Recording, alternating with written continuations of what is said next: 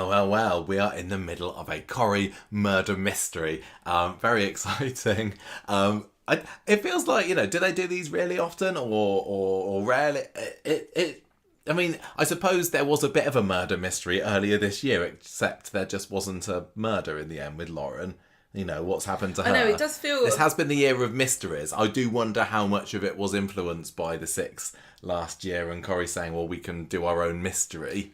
I know, but it's weird to do it in the same story, isn't it? Well, I don't know whether it's poetic justice to Joel, if he was the instigator of the previous whodunit and now he's become a victim of his own. I think that works out quite nicely, I still think he's alive. He's alive somewhere. No, he's definitely not alive somewhere. His body has been found floating in a river in a bag.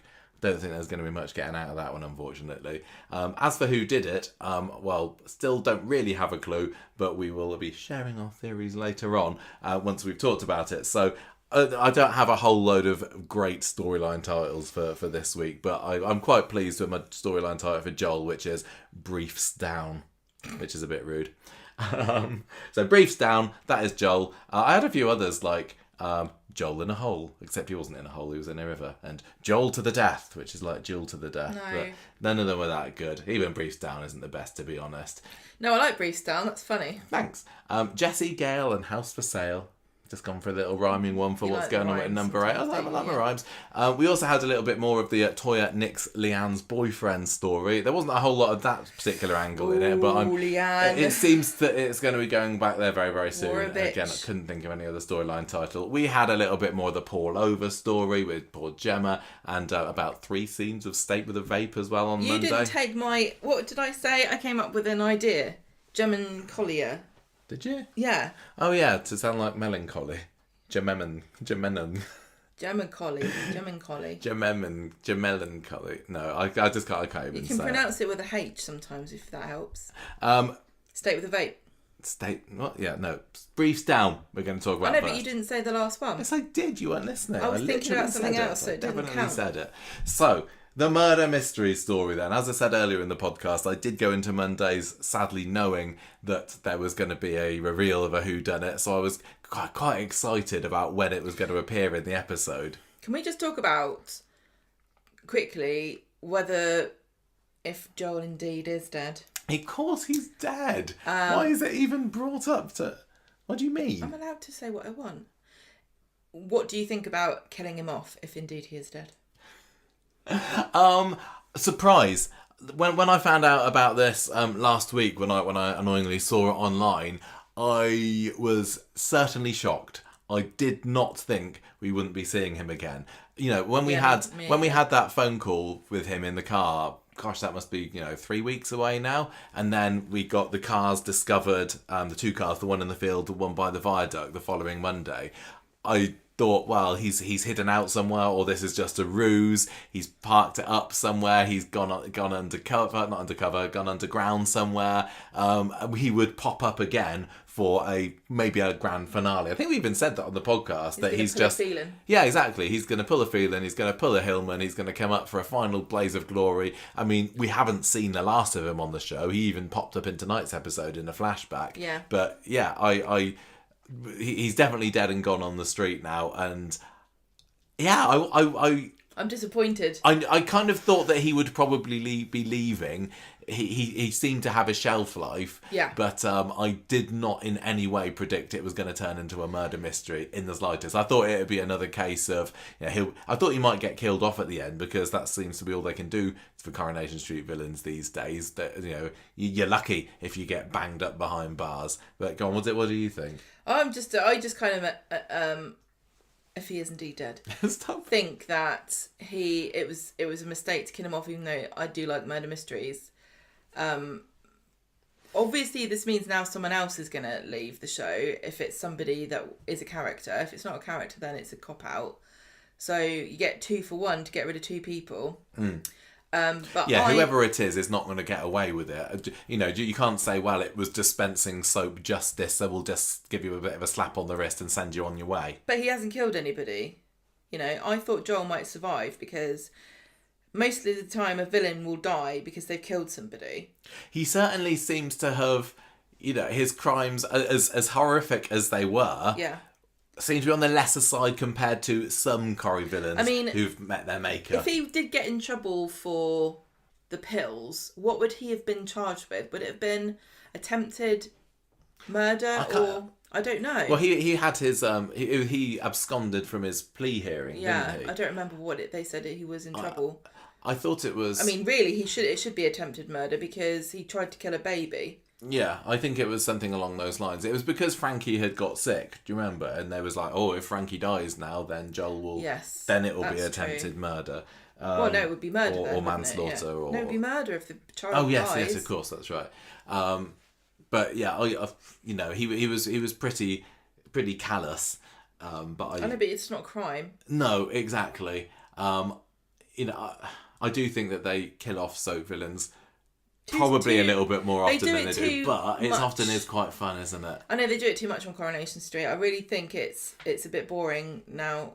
But seeing somebody get tripped up in court and then taken down and just have the doors closed on them in prison, it's not as satisfying. It's not as satisfying, but they could come back to cause havoc again. And I don't think I need Joel to come back. Oh, I do. I think it would be great. I don't know whether Dee-Dee pretended to kill him because he's not really dead. I have enjoyed him to an extent, but he's not up there with some of my favourite Corrie villains. I'd rather, I really would rather had Stephen had gone to prison, and I thought that his death was a little bit of a damp squib being bumped by by Peter Barlow.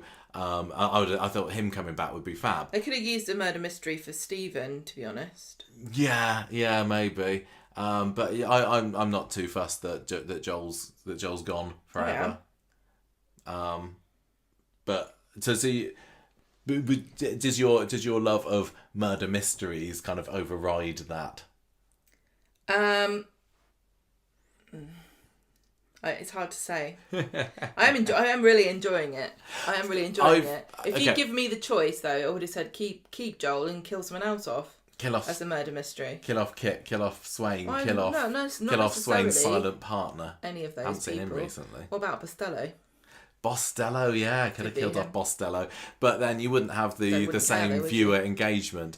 But that does lead into one of my kind of criticisms about it. The things that don't just quite sit with me is that many of the characters that are involved in this are ones that are kind of new, and pretty much everyone's dispensable, I'm going to say. Out of the main players. If this had been, at the heart of the street, if it had been murder mystery with the Platts, murder mystery with the Barlows, murder mystery with the Websters, maybe, I think the stakes would have been a lot higher than they are here. Because who have you got on your main cast? You got Dee-Dee, who yes is very popular at the moment, but she's only been on the show a few years, and I think her popularity is partly down to just how much they've used her this year. I think she's great, but I think was she in the cast photo? I don't think Shanique was on front row quite yet. You got Swain, who's obviously got a recent surge in popularity, but absolutely dispensable. I would not want to be on the wrong side of those fans if you decide to kill off or make Swain a murderer. Yeah, I know exactly. You got Ronnie. He could go. You got Ed, same. Although I don't think Ed's really that much in the frame. You got Mason. Definitely dispensable. Who else we got? Betsy. All of these characters are ones. Kit. Kit, exactly. I've been saying for the last few months that one of my issues with Corrie this year is that this main story has revolved around characters that we just haven't got to know and love quite so much as the golden oldies yet. And maybe that could have made it a bit better, but I'm still enjoying it, and I think that the use of flashbacks... What about Mason's brother? If it turns out to be him... No, it's not going to be him, It'll be Pants. Yeah, I'm slightly trepidatious in that Corrie's history with murder mysteries or just, whodunits in general isn't always... the reveal isn't always as good as the build-up and the excitement to it, is it? Oh. The classic is, which of these characters has bumped off this villain... Or innocent person or whoever, and then the reveal is it's none of them. You never guessed this, did you? It was Anne Malone that killed her son. Not Anne Malone, sorry, Anne Foster that killed her son Frank. And we kind of guessed that, and you didn't have it in any of your. So I do my hope for it. One of my hopes for this story is actually one of the suspects that did it. Well, they're slowly putting together a photo of the suspects on social media, aren't they? They've got a picture of the police station foyer, and they're filling up the chairs and it's just got Mason and Ronnie in it at the moment. No, it's got Dee-Dee and. Oh, has it? I've not seen the updated one. Yeah, why did I see that then? I don't know, I've not seen that at all. Yeah. But I quite like that they're doing that, superimposing all these characters into it. And obviously you've got the flashback as the narrative device. How would you feel about the way that they're using flashbacks, like 2 or 3 per episode? They're too short. I don't know. They are very short, and I think at the time, when we're watching the flashbacks, I'm like, no, I want to know more. But I think the brevity is helping get them even more exciting, because it's leaving me saying, show me more. That's kind of the reaction that they're probably wanting. They want you to say, I can't wait, what's going to happen next. I want to keep on watching so I can get another little sliver of what happened on that night. And I guess it might eke it out a little bit longer too.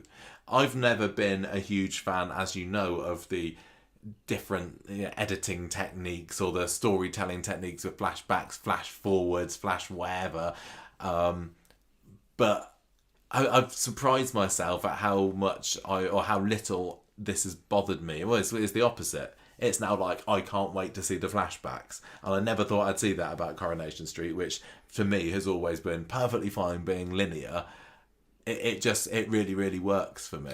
I just wonder, like, what are we gonna just go through them one by one until, and every episode will have flashbacks until we are revealed who killed Joel? Well, maybe it depends. Like, is this story going to keep going every week now until the reveal? Yeah. Or are we going to get, like, I don't know, a 3-week burst of it, and then it's going to go on the back burner for a bit, and then it's going to come again? And what's this building up to? Is there anything it's building up to, like a time? Well, I think Super Soap Week hasn't happened this year. I don't think it's going to happen. I think they've finally broken free of those restrictions that they'd, self-imposed restrictions. And this week, it felt like a big-ish week, but it didn't feel like it was Super Soap Week, and it was never advertised as Super Soap Week. When we also had just recently Paul's death, the funeral. There's been a few weeks that could be argued as being big-ish weeks, but there isn't anything that's felt quite as big as Super Soap Week has done. Like last year's with Stephen's death, that was not as big as it has been, but it was definitely it. So no, I think the next thing that we're building up to is Christmas, I suppose. So maybe they'll string it out till then, and it's only 2 months away. Get your shopping done. But I kind of want to know already. I want to know now. But equally, I want it to be dragged out because I like putting the pieces together. I think I think that side of it is hitting just right for me. They're teasing. They're really, really keeping us on the edge of our seats with this. And I just wish but more of the characters involved were ones that I cared more about. I don't mind. I find them quite fun. I wonder whether at the end, when we have the full photo, whether they'll, because they're putting it together bit by bit, which is quite clever. So I wonder whether they're going to not put the final person on, and when they do, that's the person who did it. Or if they're going to go, here's your picture of all the suspects, and then it turns out it's not somebody in the photo, but then they put him in the photo at the last. Yeah, I really, really hope they don't do that. We had the Who Pushed Ken, didn't we, back in 2017, which turned out to be Daniel. Yeah. And I remember there was a cast photo of all the suspects there with Phelan in the middle, and I think Adam was to one side of it, and I'm pretty sure Daniel was on that, and it did turn out to be him. And I think when we got the reveal that it was Daniel, we weren't expecting it on that day. It was when he takes the book, the bloodied book that he's got underneath the floorboards at the flat, do you remember? And then it's like, oh my gosh, it was Daniel. And I kind of want to be caught off guard. I don't want it to be tonight's the night that you'll find out who killed Joel. I want to be caught off guard by that. I don't know how they could have done this, but imagine if in the photo already, before they revealed the suspects, you had like Swain and Kit like standing, like we're going to arrest whoever it is. We're just waiting in this photo and then it turns out it's one of them at the end. Yeah. And it was like I mean, we'll talk about who we if I understood betting odds, we'd be certainly putting some up for the suspects this week. Sorry, but I don't really understand it. So we'll certainly talk about who we think is more or less likely at this stage to be the perpetrator, but I think we need to get through the story and what happened first. So should we kick off and just take a rundown of the happenings this week? What we do, isn't it? This is what we do. So it starts in the Rovers, and Kit's going through the paper. Jenny comes down and he gets a call from Tinks, and I did like how he had Craig in his phone as Tinks.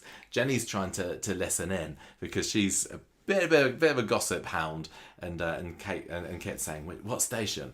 Which station?" or something like that. So he goes to the police station later. Maybe Craig's like, they're playing on my song request. Yeah.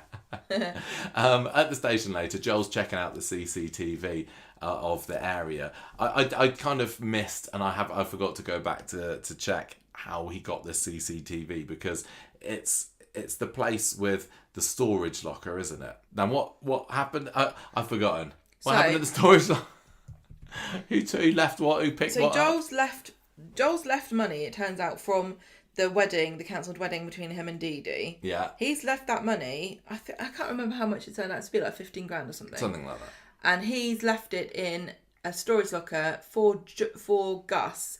Gus takes the money and goes and rents Joel a flat in Flint, which is in North Wales, and then he leaves the keys for that flat in the storage locker for Joel to pick up. That's right. And Joel never turns up. Yes. Yeah, I get it. Some of this comes out in the interview later in the station. I spent quite a lot of time on Monday thinking, is he going to get that back? The landlord, this landlord in Flint's like laughing now, isn't he? He's got a year's worth of rent on somewhere that's going to be empty. Yeah, Who's going to go there? Who's going to live there? By the way, behind the scenes fans, this storage locker was filmed. If you've been to the Coronation Street experience and you see the film that they show you, and then they take you out through the doors into the car park, which is used as the Corrie cast members car park, but also doubles as Weatherfield General and Freshco. When you go out through that door, immediately turn right, and that's where you get a set of stairs, and this is where the storage locker was filmed. Also used earlier this year for, I think there was a scene with Joel chasing Ellie down some steps or something. But anyway, yeah, so Kit has found Gus on camera, hauls him into the station, and Gus kind of tells him everything that's been going on, and they're a bit concerned, or Gus is definitely concerned. He's got no idea where his son is.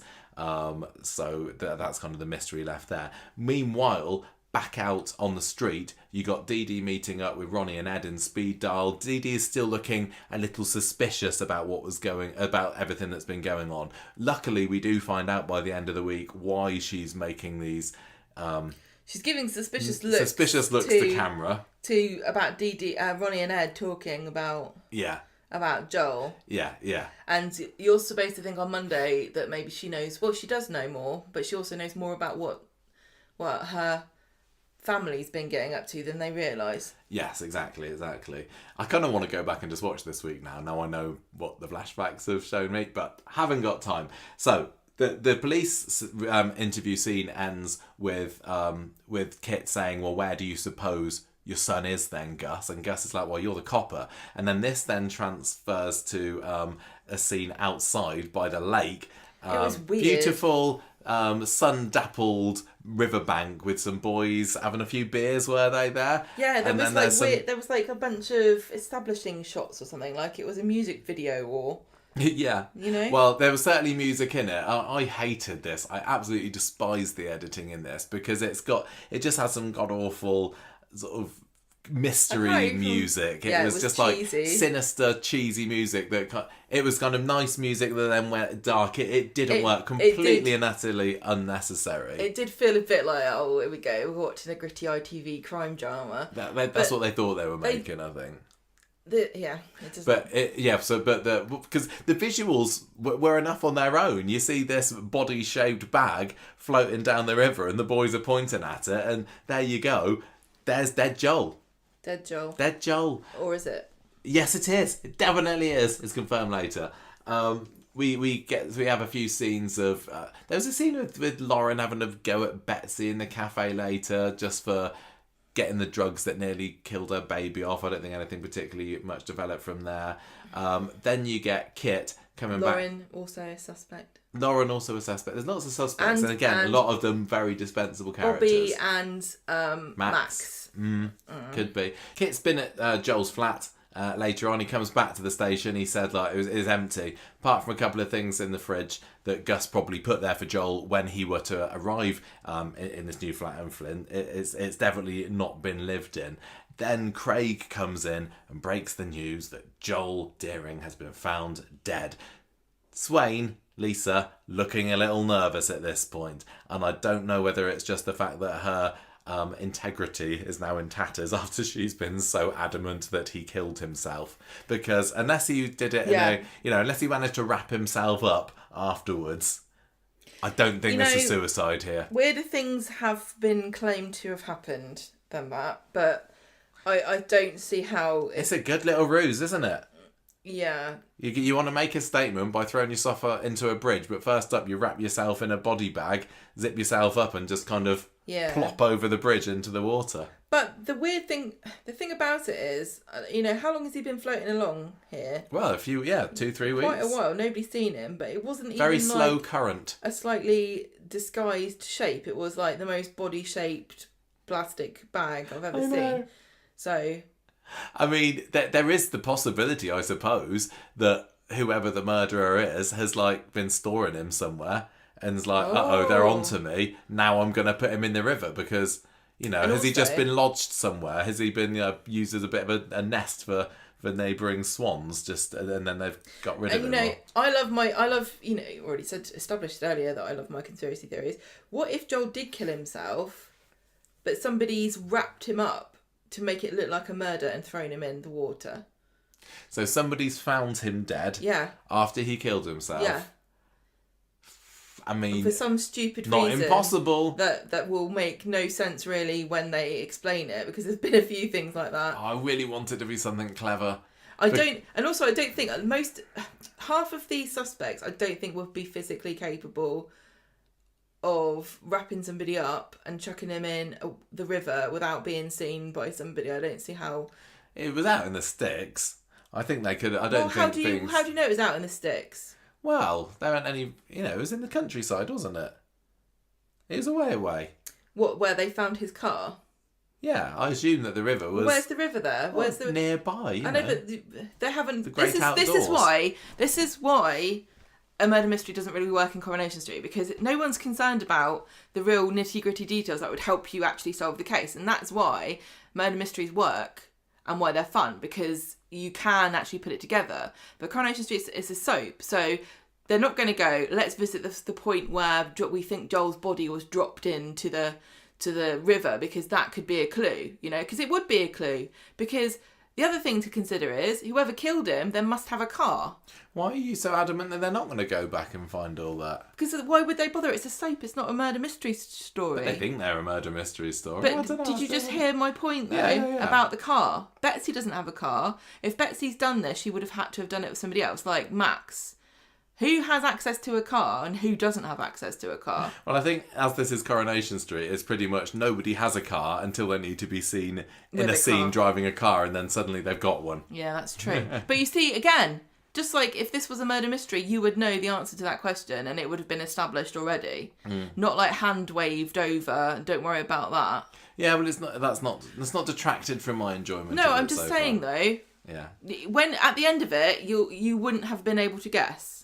No. Because there wasn't ever going to be enough information for you to. But it's not supposed to be that. But it's so similar to a murder mystery story that you want it to be like a proper one. I think if you're watching a murder mystery, especially if it's like, an hour-long one, or if it's a play or a film or something, they'll often put the clues in. But because you watch it all in one go, you haven't got time to talk to your friend or go on social media and look at all the theories. Yeah. It's so difficult now for a soap to do something like this because it goes across weeks and everybody talks about it, and every clue that there could possibly be has been found and dissected by somebody. And that's just kind of the way that... Well, somebody's guessed already and written it on social media.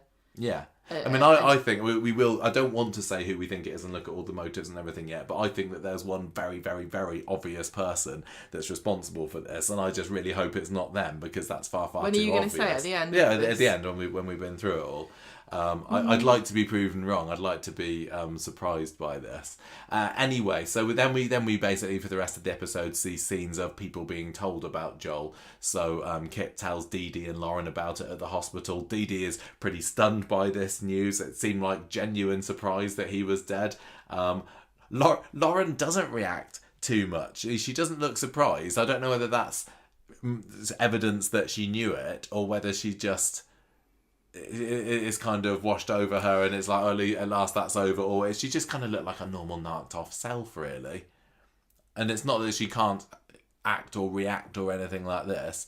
I think it just kind of left her a bit hollow hearing this news, a bit shell-shocked, I don't know whether it's a bit early to really have a nuanced reaction to it, but if I was Lauren, I'd be thinking, well, that's great, because now I will get no child support from him, no money apart from what's in his estate, because that would be, no matter what happens, even if he's in prison, don't you, or do you not get I don't know any how money? It works. I'm not sure. But that's that. Not only that, but obviously the father of a child is died. I mean, do you think that Lauren? Yeah, do you think that she wanted him dead? I don't know whether we know Lauren well enough to be able to say she wanted him dead, or whether she just wanted him out of her life. It's not in her best interests financially to kill him, but I don't know whether emotionally she didn't care. If she did kill him. He's obviously put her through so much that many people would say, I want him dead. And also, that he would mess with her. Like, if he... Because he's got... he wouldn't be able to practice as a lawyer, but he could represent himself in things, I guess, and he could still make her life hell. If he decided he wanted... if he did his time and came out, and then he wanted the kid to take custody of the kid, I don't know that he would be allowed to. I would find it very difficult to believe anyone would let him. But he could certainly make her life miserable. Well, she says at the end of the scene, well, at least he can't hurt us now. I'd be terrified of him for the rest of my life if I was her or Dee-Dee. Why? What? Well, if he didn't die. Yeah, but he's definitely dead. Definitely dead. Pub people get told about it. Dee-Dee's woken up after having a bit of a nightmare about Joel on the sofa and burst into tears. She is so fragile all week. We now know the reason for this, because she saw him not long before he died. Whether or not she's responsible for his murder is yet to be seen. So, but if not, she's at least scared that she's going to be in trouble because the law's going to catch up with her and find out that she saw him in his car. Which I just love the fact Friday's flashback. That the most exciting evening of Coronation Street action happened the night that Joel was killed, and we never got to see it apart from in flashbacks. Like, everyone in Weatherfield was running around in the dark with crowbars. Two different sets of characters had crowbars running around. Well, I thought there was three, wasn't there? Well, you got the actual... Ronnie the murderer. You got Ronnie's... Yeah, the murderer's crowbar, which I think is probably... Not either of Dee-Dee's. No, I think it probably is. Oh. I think that it is. So... But maybe it's not. So there's the murderer's crowbar, there's Ronnie and Ed's crowbar, you got Dee-Dee's crowbar. Where'd she get it from? Oh yeah, did she get it was it after theirs? that? I don't know, but yeah. And you got Mason's crowbar as well. That's right. I don't know.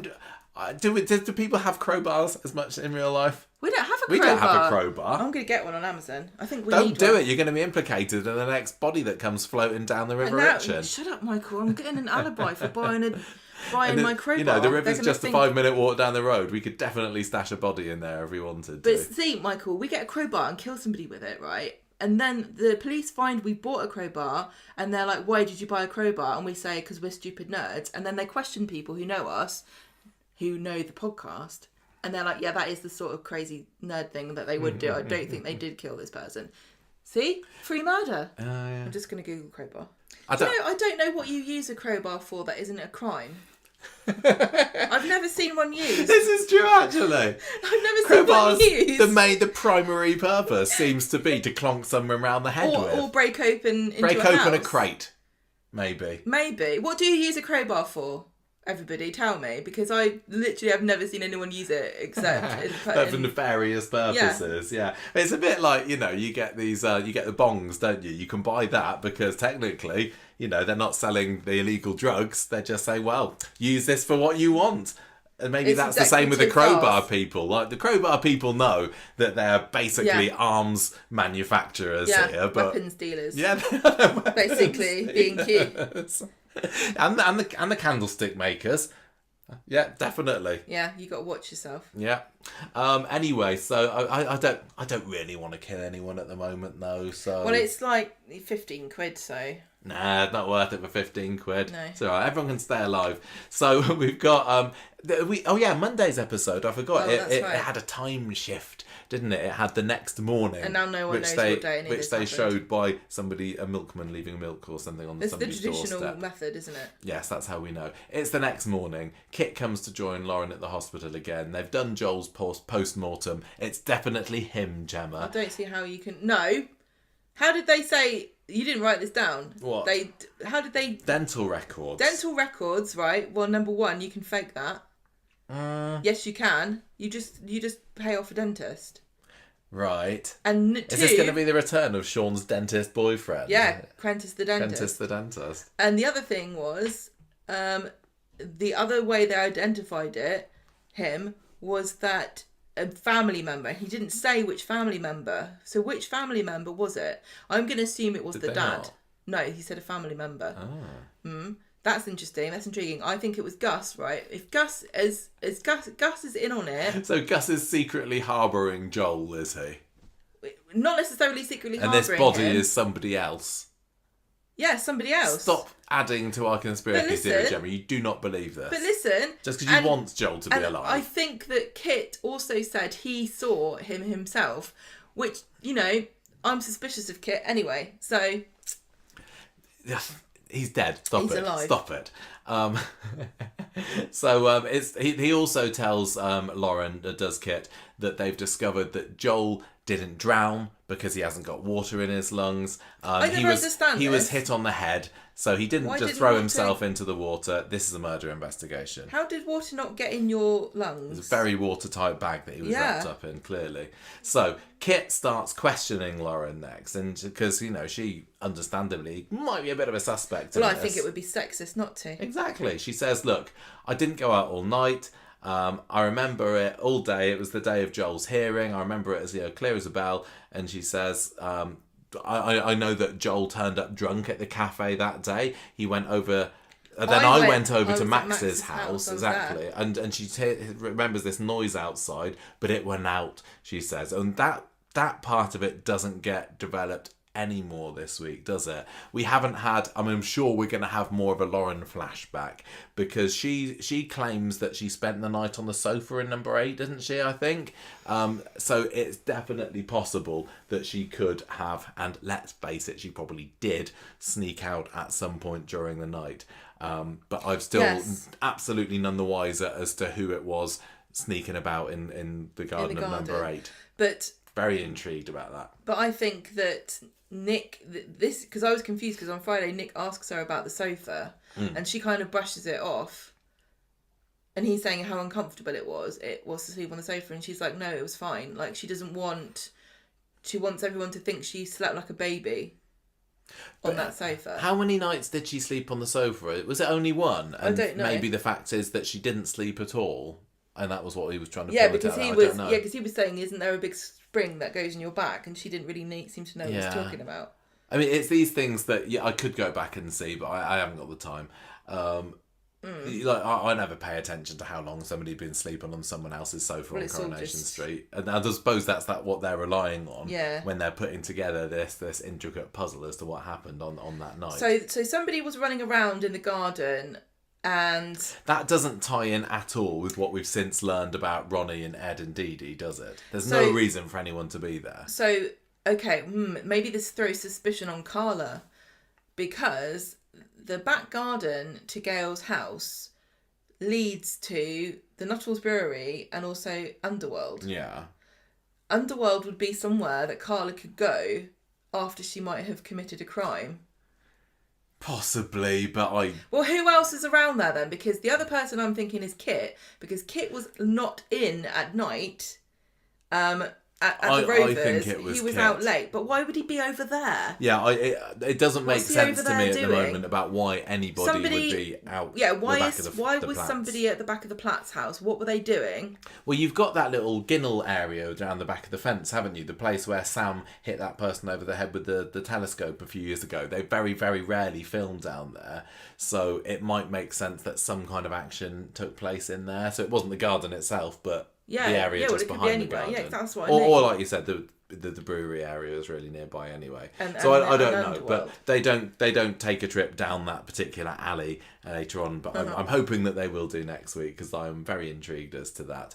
The other thing about just going to say about this is that because this is a soap and not a murder mystery show, normally what happens is somebody's trying to solve the crime, but then it's revealed in some kind of elaborate stunt who it is, and all of this is actually pointless and comes to nothing. I don't imagine there'll be a scene where Lisa Swain gathers everybody at the community centre and says, "Now I know you're wondering why I've gathered you here today. Well, I can tell you that the murderer of Joel Deering is sitting in this room with us right now. And it's me!" That's what you want out of a murder mystery. Yeah. The Agatha Christie reveal, which I don't think we're going to get. But if they do it, if they pull it off, I will be very impressed. I'm still loving it. It doesn't matter either way. Yeah. I'm just saying that we've done this before. We've gone down this road with Coronation Street many times over the God knows how many years we've been doing this now. And every single time, they must be listening, or if they do listen, going, no, just concentrate on Carla and Lisa kissing next week. Well, we do know that some of the behind-the-scenes people and the writers do listen to this. So, and they've told us that in some of our... hopefully not like where's Lauren kind of mystery, we've been told, I listened to you and you were close here and not there, so I'm... Hopefully not when they're driving, because their eyes will roll back so far in their heads they'll probably crash into a tram in Piccadilly Circus. Oh yeah, that happened today, didn't it? So Kit goes to see David for a bit. We don't get much more out of that apart from the fact that Lauren was apparently asleep on the sofa. Swain's sitting asleep outside. Like this. Who done it? Who wasn't me? Swain's sitting outside number 8 watching Kit in the rear view mirror as he leaves the house, and then Betsy comes over and speaks to her because Swain's dropping off her phone or something at the factory. So why is she so interested? Well, I mean, her one of the reasons, apart from that she's the one what done it, is that she's concerned. She's either concerned because she hates Joel. And she wants to be involved in this case and she's been kicked off the case. Or 2, she's worried that Betsy's done it and she doesn't want the clues to lead to Betsy. Yeah, because this is the scene as well where Betsy comes up to her and Swain tells Betsy Joel's dead. And I can't remember what reaction we got from Betsy. I think she said that she's glad that he's dead, but there wasn't a surprise. We've not seen anybody kind of go, whoa. I couldn't be a murderer because when somebody told me the person I killed died, I'd be like, oh, what? No. Really? Wasn't me. I was here the whole time. When was it? When were they killed? I mean, that's the question. I want to know. I haven't left the house. So Monday's episode left with a bit of a cliffhanger because you got the Bailey boys, Ronnie and Ed, meeting up with Dee-Dee in the pub, still talking about this bombshell that's been dropped on them this evening. And when Dee-Dee goes off to the loo, Ed and Ronnie have a bit of a quiet huddle together, and Ed's like, "What are we gonna do?" And Ronnie says, we keep our mouths shut." So that was great. A lovely cliffhanger at the end. Well, I had never even thought, as I was watching the episode, that Ed and Ronnie could be involved in it. And now it's like, what were they doing? I know, but they would have been good outside suspects if they hadn't been addressed immediately. Yeah, I mean, what will usually happen on this kind of whodunit is that they put somebody in the frame and then you spend an episode thinking, oh, maybe it's them, but then you find out that it's not. But I've still got some suspicions over Ronnie. I don't think that Ed's, he's completely in the clear, but so Ronnie is not 100%. Ronnie would have gone off without him somehow. Yeah, because we'll get there because that's Fridays. That's right. We'll get there on Fridays. So Wednesday rolls around and you got Swain and Kit in the cafe asking him about the case, and he's like, "Oh, maybe getting me a cup of coffee would lubricate my tongue." So. Why doesn't she just... would this be really unethical and not allowed? Why didn't she just look at his notes? I don't think you're allowed to do that. Why not? No sneaking. He's probably password protected, isn't he? Well, probably you're not supposed to do that, but I bet they do. I bet they do. So What if he's he allowed tells her that Joel got whacked on the head. Can't get much further with this, though, because Ronnie comes in wanting to know the details himself. Now, we now know that Ronnie is somewhat implicated in that he went to Joel's flat the night of the murder, so it kind of stands to reason that he'd want to know, what do you know, and is there any chance that this is going to come back to me? So, but he doesn't get anywhere. Kit tells him to bog off, basically. Back to the crime with Swain, Kit tells her that the weapon was something heavy. Interesting that he said, like a crowbar. I think that means it wasn't a crowbar. Well, The fact he said like a crowbar, but not a crowbar, and everyone's running around with a crowbar makes me think... It seems a little clunky that there are all manner of heavy... blunt implements that probably do the similar kind of damage to a crowbar. So. Well, you know, like a chair leg or a pipe. Yeah, or... There's only so many things. It couldn't... Or a really heavy-duty ladle. No. I know what you're saying, but they will know it's a pole. It's a metal pole. It's a... Well, no, actually, like a crowbar is flat, isn't it? It's a flat, thin piece of heavy metal. So they know it's not round because the mark, they've obviously found a mark on his head. And they can see from the mark that there was an edge. So it's not going to be a metal pole. It's not going to be like a stake, you know, like you put a lantern in the ground with. What about a blowpoke? No, because that's round. And it's not going to be a poker.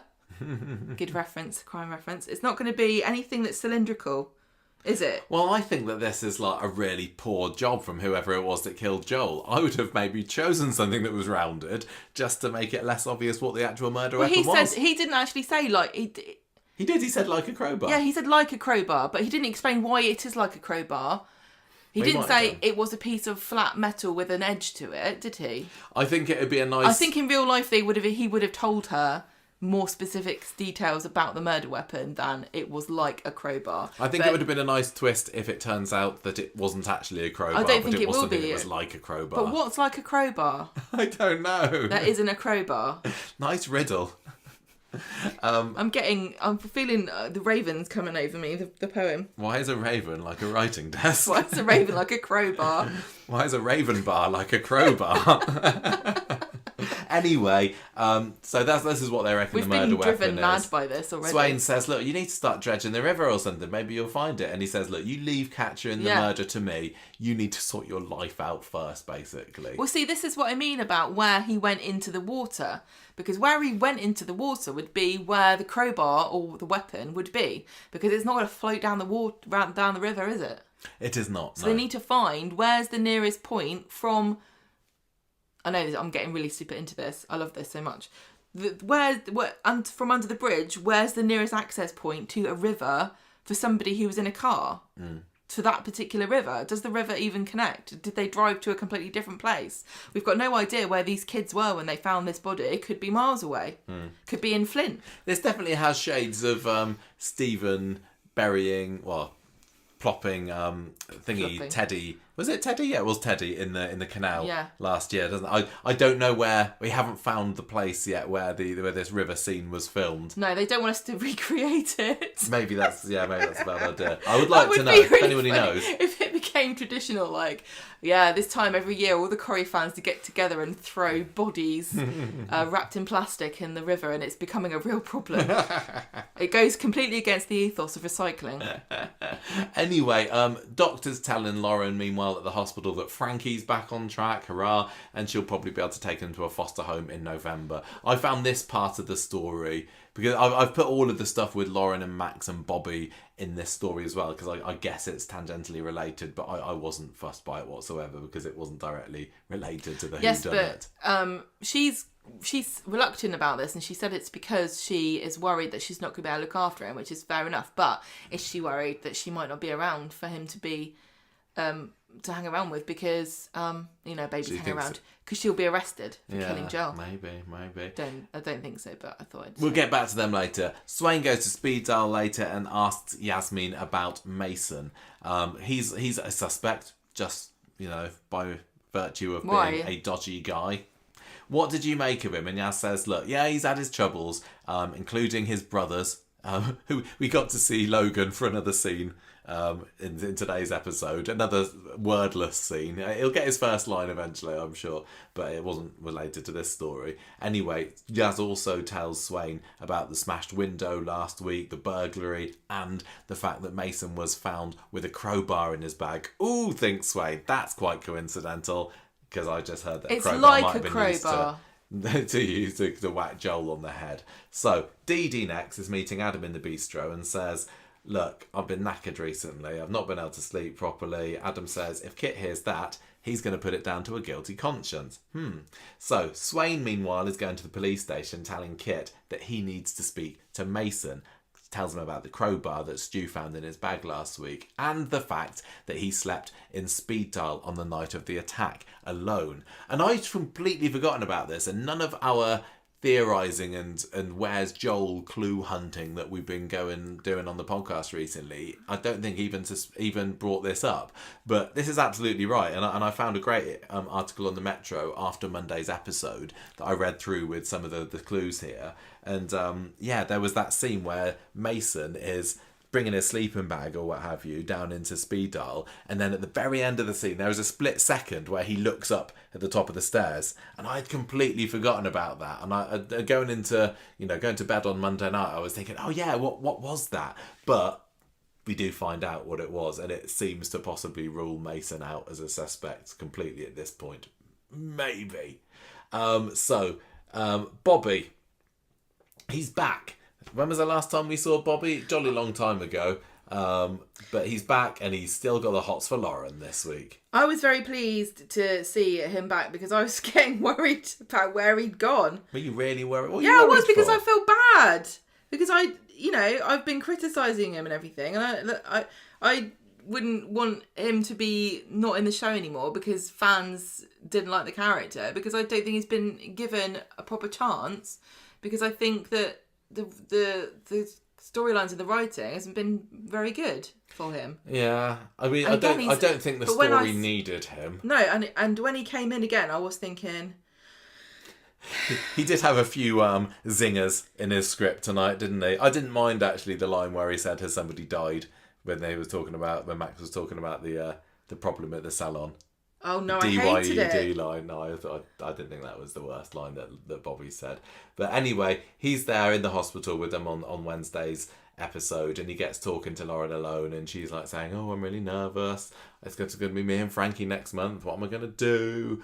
And I think Bobby eventually just makes her see that it's probably going to be okay, and she's grateful for his support. Meanwhile, you got Swain going to the factory. Betsy is not exactly thrilled to see her mum turning up, and Swain says, look, you need to keep your distance from Mason. She can't say why. She's like, well, I'm a police officer. I can't tell you why you need to stay away from Mason. Join the dots, love.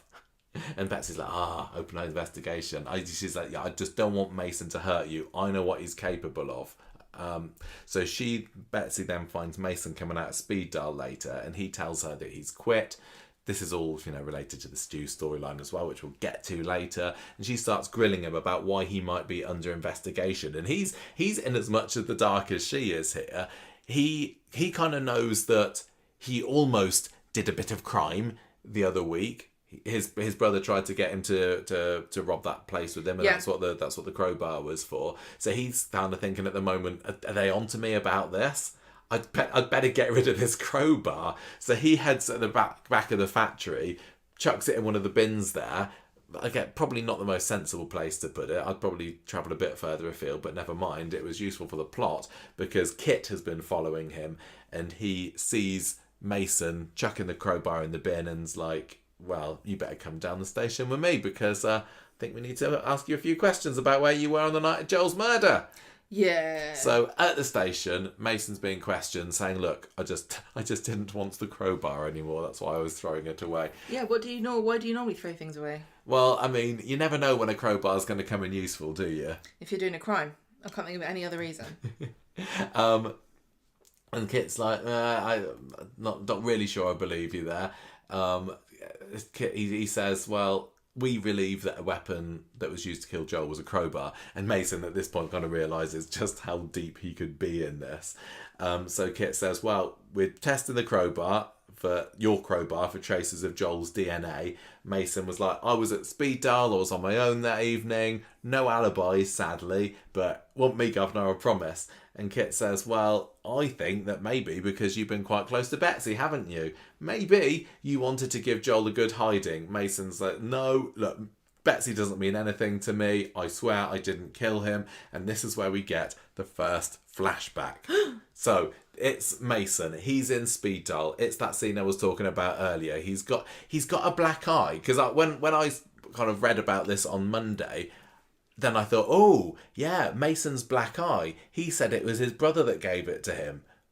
Could he actually have been involved in Joel's murder? And could he have got a black eye in some kind of fracas with Joel? And I mean, how convinced are you at this point that Mason is completely in the clear? Why? What's his motive? Just because of Betsy? Just because of Betsy? He and Betsy. Betsy are always arguing with each other, though. Yeah, but he still has been close to her. I mean, he's not like completely cut her out of his life. Do you think that the evidence that we've had, do you think that the flashback has been enough to prove that he didn't do it? Because basically in the flashback we find out it's Betsy coming downstairs. She's absolutely terrified, she says, about Joel coming after her. She's streaming with tears. He hugs her and says, look, I'm not gonna let this happen. Joel's not gonna go after you. As far as we know, he could have then gone off to find Joel, I suppose. I think it's fair to say that every single flashback we've seen so far doesn't absolve anybody of doing it. No, there's definitely a bit of unreliable narrator in there. Well, it's not even that. It doesn't end in a conclusive way, does it? It's like... It's told us a bit. It told us a bit more, it established a little bit more about why they might be a suspect, rather than saying they're not a suspect. So, they both could have then gone off and killed him together. Or Betsy could have come from killing Joel. And pretending the reason why she's so shaken up is just because she's worried about Joel coming after her. And I don't believe a word that comes out of Betsy's mouth, to be quite frank with you. So, yeah, I think probably Mason is not high at all on my list of suspects. I kind of don't want it to be him, but it's been weird how they've been trying to rehabilitate him somewhat into the street since the bullying storyline, because he was definitely, 100% pure villain in the school bullying storyline, wasn't he? And I was wondering, well, why have they brought him back to the street? Why are they having him kind of ingratiate himself to Stu and to some measure Yasmeen? That doesn't seem, we don't have soap restorative justice. We have soap, if you've been a bad guy, you probably end up dead or in prison. But maybe this is part of Mason's exit storyline and it is going to turn out to be him. Yeah. But if it is him, then it's a bit underwhelming, because you got it's so Ian McLeod. One of the problems that we had with the Stephen Reed story was the victims were all nobodies, and I think if in this story you've got, Joel isn't completely a nobody, but he's kind of a nobody because he was only in the show a year. Same with Mason, characters that were brought in solely to be involved in a murder mystery. It's a shame. I'd rather it was somebody with some kind of established history on the street. Yeah. So anyway, that's the end of that first flashback. Then we have a few scenes with Max and Lauren and Bobby in the pub, and Max is a bit suspicious about Bobby's motives towards Lauren, and Bobby's like, yeah, I still want to get in her pants, basically. He's probably loving the fact that winter's coming up and he's going to be able to use the whole just turn the heating down ruse on her again that he tried last January or whatever it was.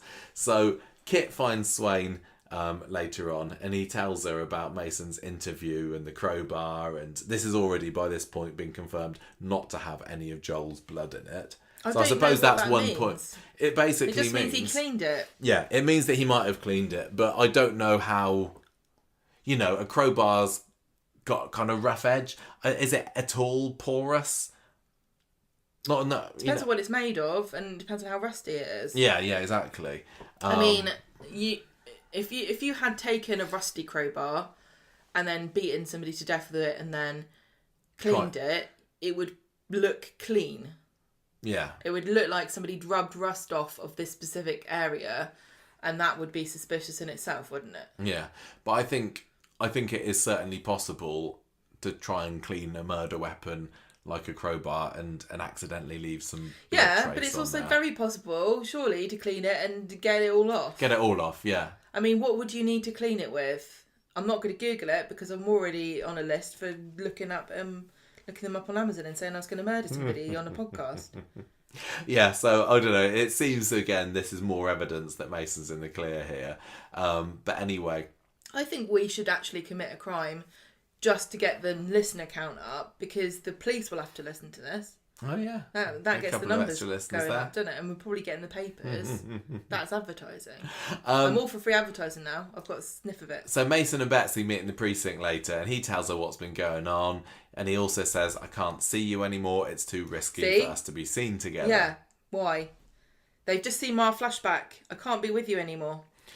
I don't think that they've got a little secret together. Although they could. I think it could be an interesting twist if it was two characters who done it. And they didn't. Because it's very rarely that, isn't it? No. When it's a who done it turns out to be it's this person. But if they revealed it was this person, but person B was also involved, that'd be quite good. Well, it could be any combination. It doesn't necessarily have to be. They all did it. Well, yeah. Bit of a Orient Express situation, Don't spoil maybe. It could be that Mason and Dee-Dee did it. It could be Mason and, Ronnie. It could be anything. I think that would be quite cool if it was more than one. But, just to point out again, whoever's done it, although Corey's got a bad track record with this now, used to be whoever had done it would definitely be out of the show. Whether they were killed by some fight in the revelation that they were the killer, they get arrested, or they'd be arrested. But, we've still got Gary who killed, what's his fate, Rick Rana. You got Toya still running free on the loose with blood on her hands. Yeah, so if, say, for example, Dee-Dee did it, if she could prove that she was, she had a fight with him, then she'd get away with it. And the same for Swain, because Swain's got this mysterious rib injury, hasn't she? Yeah, you got Swain's pain. Yeah, so if she did it, the worst thing that could happen probably is she'd be kicked off the force, because you can't just go around fighting people and not mention it when they turn up dead.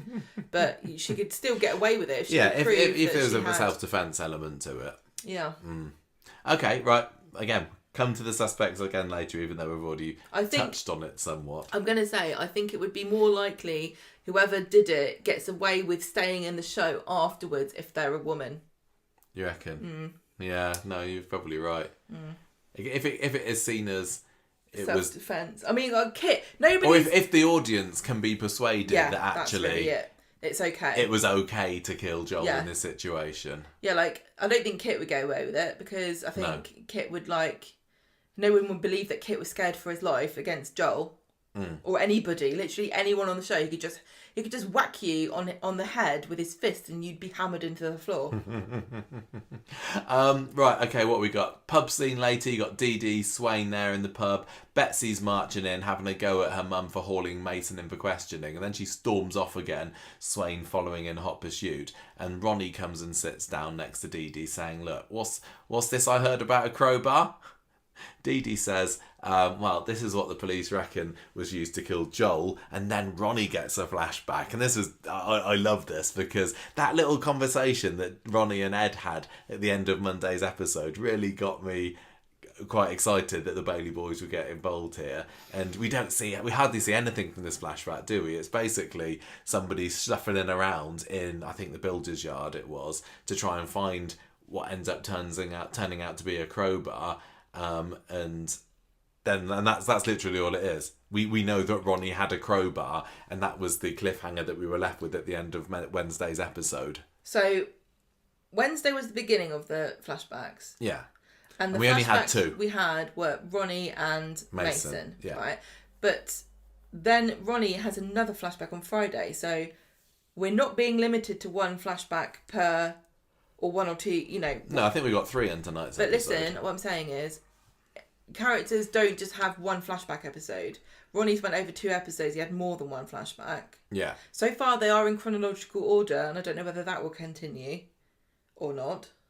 Well, not necessarily. We don't know whether the Mason one happened. No. I mean, Ronnie's finds the crowbar, then he has the crowbar. Oh, yeah. We're not gonna. Are we gonna have, before he finds the crowbar? I don't think so. That would be cool. I'm just saying. I'm just putting together. Trying to put it together. Information. So, see what they. Yeah. I hope that there's some kind of compilation of flashbacks. When the reveal happens, there's going to be one long flashback. When I can foresee, if not a whole episode in flashback, at least a quarter of an hour of an episode of flashback when it's saying what's happening. I hope so. Anyway, maybe interspersed with some of the previous flashbacks, kind of linking them all together somehow, maybe. Ooh. So Friday then, it's Ronnie's 55th birthday. Happy birthday to you. This episode was made all the better by Debbie taking centre stage. And in fact, I'm going to say that I enjoyed not having... I don't think we had Lauren in today's episode, did we? Didn't have Carla, we didn't have Lisa, and I think that those characters have been, for me, a little bit too much in the forefront of Corrie recently. Not that I don't love them, but I appreciated that we got a bit of a breather from them, because my interest going into today's episode was how are the Baileys involved in this, and we got that. So Debbie's been planning a surprise party for Ronnie, which is the only kind of party in Coronation Street, it seems. He's already rumbled her because he's looked on her laptop. And then Kit comes over to the Bailey boys. Turnabout's fair play later on. Well, yeah. Kit comes over to the Bailey boys saying, look, I need you some help with some inquiries. Let's go for a chat in Roy's. Ronnie tells the cops, I was alone in my flat all night. They're satisfied with that answer. Then go and see Dee-Dee and Michael. But then when Ed comes over to him, they have some more quiet words. We learn that they've been out doing something that night. So Kit's spoken with gambling. Dee-Dee. Well, maybe. Kit's been speaking to Dee-Dee and Michael later. Dee-Dee is beside herself with worry. She's trying to hold it together here. She's clearly very peeved about being questioned like she's a suspect, because she definitely is a suspect at this point. She just doesn't want them to know everything about what happened. And then we also see Debbie pulling up in the car next to them, about to drive off somewhere. She's turned on the sat nav and she notices an address in there that turns out to be Joel's, and she's like, oh, what were you doing going to Joel's?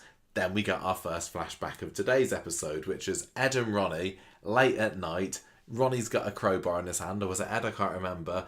And they're heading towards Joel's flat. Now, I was kind of wondering, was this filmed outside or is this part of the green screen? Because when we saw Joel's suicide note scene, if you like, a couple of weeks ago, then it was revealed online, hey, we did this all with green screen. A lot of people were saying, well, why would you do that in green screen?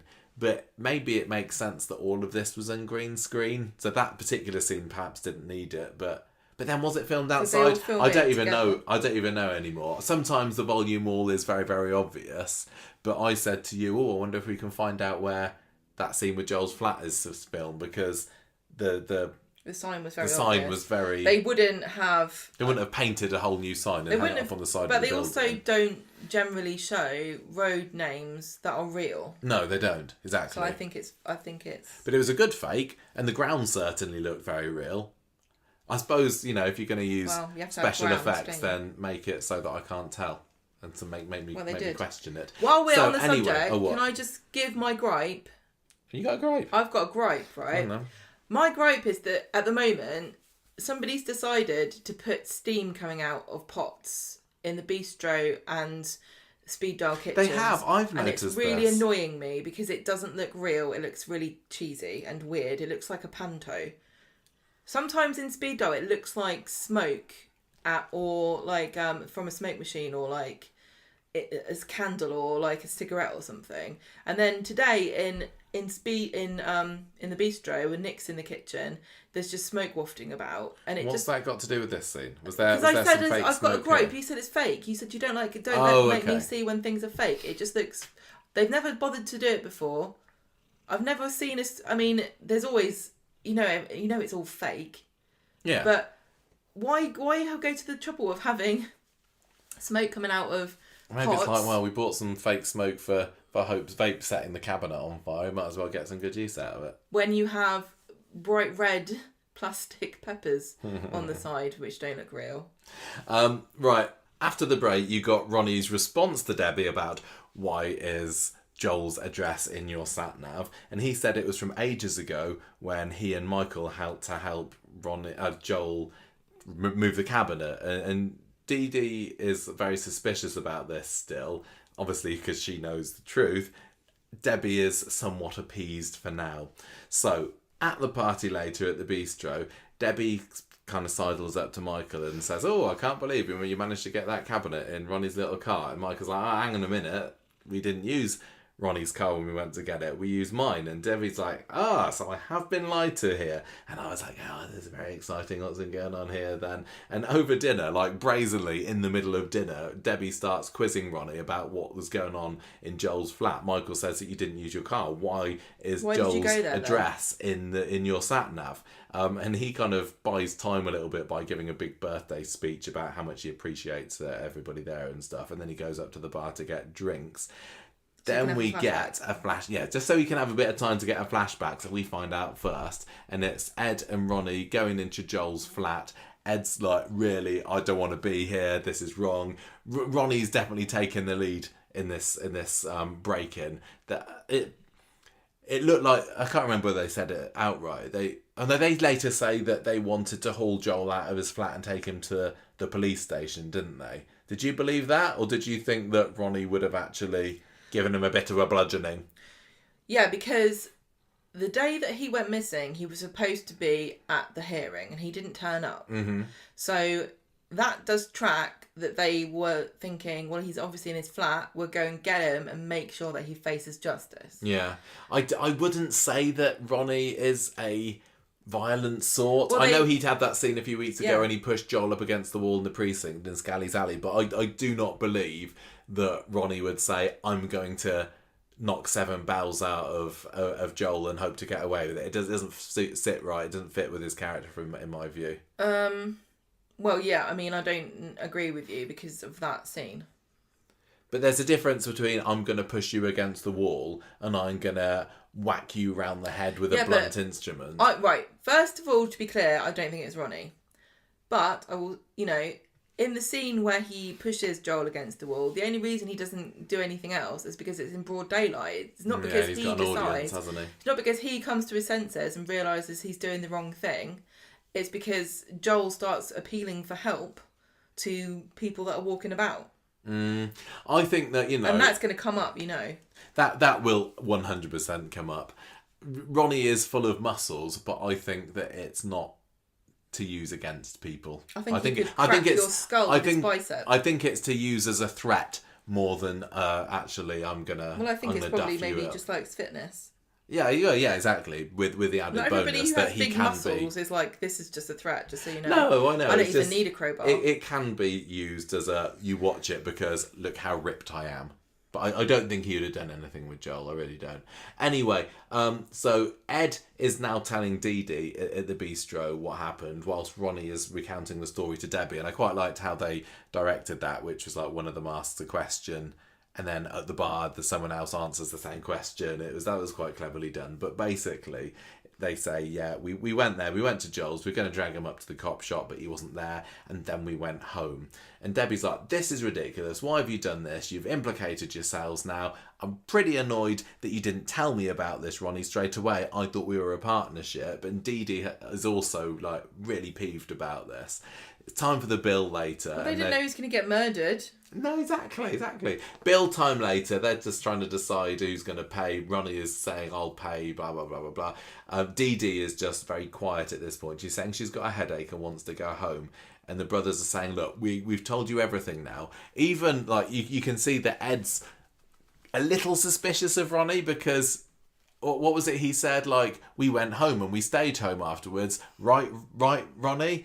And Ronnie's like, oh, why are you confirming with me? You know that we did. So I think that Ed is definitely, you know, there may be a time in the future where he has to swear that he knows that Ronnie was at home, and I think he might end up they weren't there together. They didn't go back home together.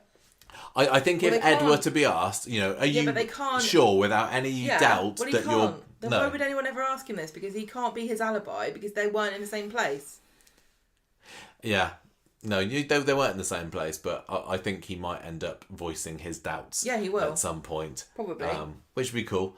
I love how Ed is involved in this. Like, this is probably the most exciting thing that Ed has ever done. I don't think that's a stretch to say that, do you? He got nearly caught on fire once. Well, the fire earlier this year. That was quite good. He's just been involved. He's just been very low key and in low stakes stories up until this point. And, you know, Ed, as well as all of the other Baileys, have been not involved in anybody else's business. And this isn't a Bailey story. This is pretty high stakes business to be involved in. This isn't a Bailey story, but he's still in the midst of the action. Well, it kind of is a Bailey story. You know, would have been Joel Bailey, wouldn't it? Well, it could have been if he decided to be very modern about it. So yeah, I'm really, really thrilled for Ed, for Trevor Michael George, that they've put him as a main player in this story, as having been a side character for, gosh, how long has he been on the street for? 5 years. And I do like this. You know, these two patriarchs defending the daughter of the family against a villain. Yeah, I do. I think it's great. I think it's brilliant. So Ed goes up to the shop flat later to see Dee-Dee. She's crying her eyes out. You can tell she's having a massive panic attack. She's up to something. Totally up to something. She's saying, I've got a headache. But then he says, look, I swear I'm telling the truth now. I'm really sorry about... When he goes in, to talk to her. Really sorry about what I said earlier and not being honest before, but this is what happened. Then it's Dee-Dee's flashback. And I was like, yes, at last, because we've been seeing these funny looks from Dee-Dee ever since it happened. Even like... She was wasn't she the first scene on the episode after Joel's disappearance when she comes in the flat? She's all woozy. She goes to the sink, and as the water swirls down the sink, she has a little moment, doesn't she? Yeah. And she's clearly remembering, well, what we see later on. The first flashback is we see a crowbar being kind of dragged across the cars near where Joel is, and then the camera unfades. That was a little cheesily done because it was... I mean, I don't know why it was like, aha, it's Dee-Dee, when... It clearly was Dee-Dee because it was Dee-Dee's flashback, but never mind. She goes over to his car, raises the crowbar as if to whack it, and then is surprised to find that Joel's in there. So I don't think she's killed Joel, but I don't think she went out intending to kill Joel. It just looks a little bit like she was going to smash up his car. It does look like she was going to vandalise his car to get revenge, but he was in it. Yeah. And so he's got, I don't know if this was just for the purposes of film, but the light was on in his car, or his face was illuminated so you could see him better, but was he recording his goodbye message while he was disturbed? Because when we see him do his message, he's got this wound on his cheek. And now, this 100% happened before that message was recorded. Yes. So what happened then? Did she attack him with this crowbar, or did they have a fight and you know, the crowbar hit him in the face? And is that why the police think he was killed with a crowbar? Because there's this wound on his cheek that came from the crowbar. I think that they said there was another head wound that would have finished him off. Because a little scratch on the cheek with a crowbar. I don't know. No, that wouldn't have killed him. Well, that wouldn't have killed no, him. I know, And we saw that he was recording the message and he was kind of fine. I know, but... even though they had this massive gash on the side of his face. I know, but you don't know how competent the Weatherfield autopsy team are. Well, if they're anything like everybody else on the force, don't know what they're doing. No, exactly. So it's like, I think he died of being choked to death by Weetabix. No, you've just dropped that in there because I told you to stop eating it while we're doing the autopsy. So piecing this together so far, you've got Ronnie and Ed went out to go and rough up Joel. They then go home.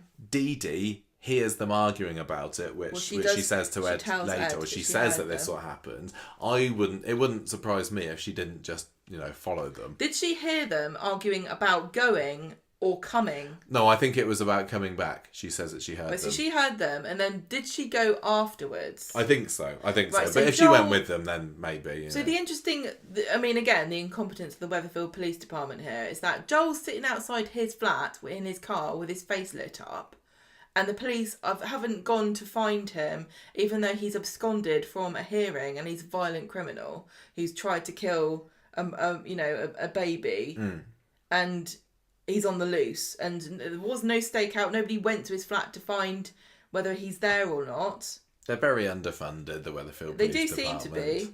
Well, they've only got about 3 coppers working for them, haven't they? They've got Swain, Kit and Bostello. And I think they're paying Swain and too Tinks, much. of course, but... She's spending it all on coats. They probably don't even pay Craig in... They probably just pay him in biscuits, don't That's they? why he was helping himself, and he got upset when they were telling him off with it and getting cookies out of the jar. It's like, this is my wages. I'm allowed a cookie. It's Friday.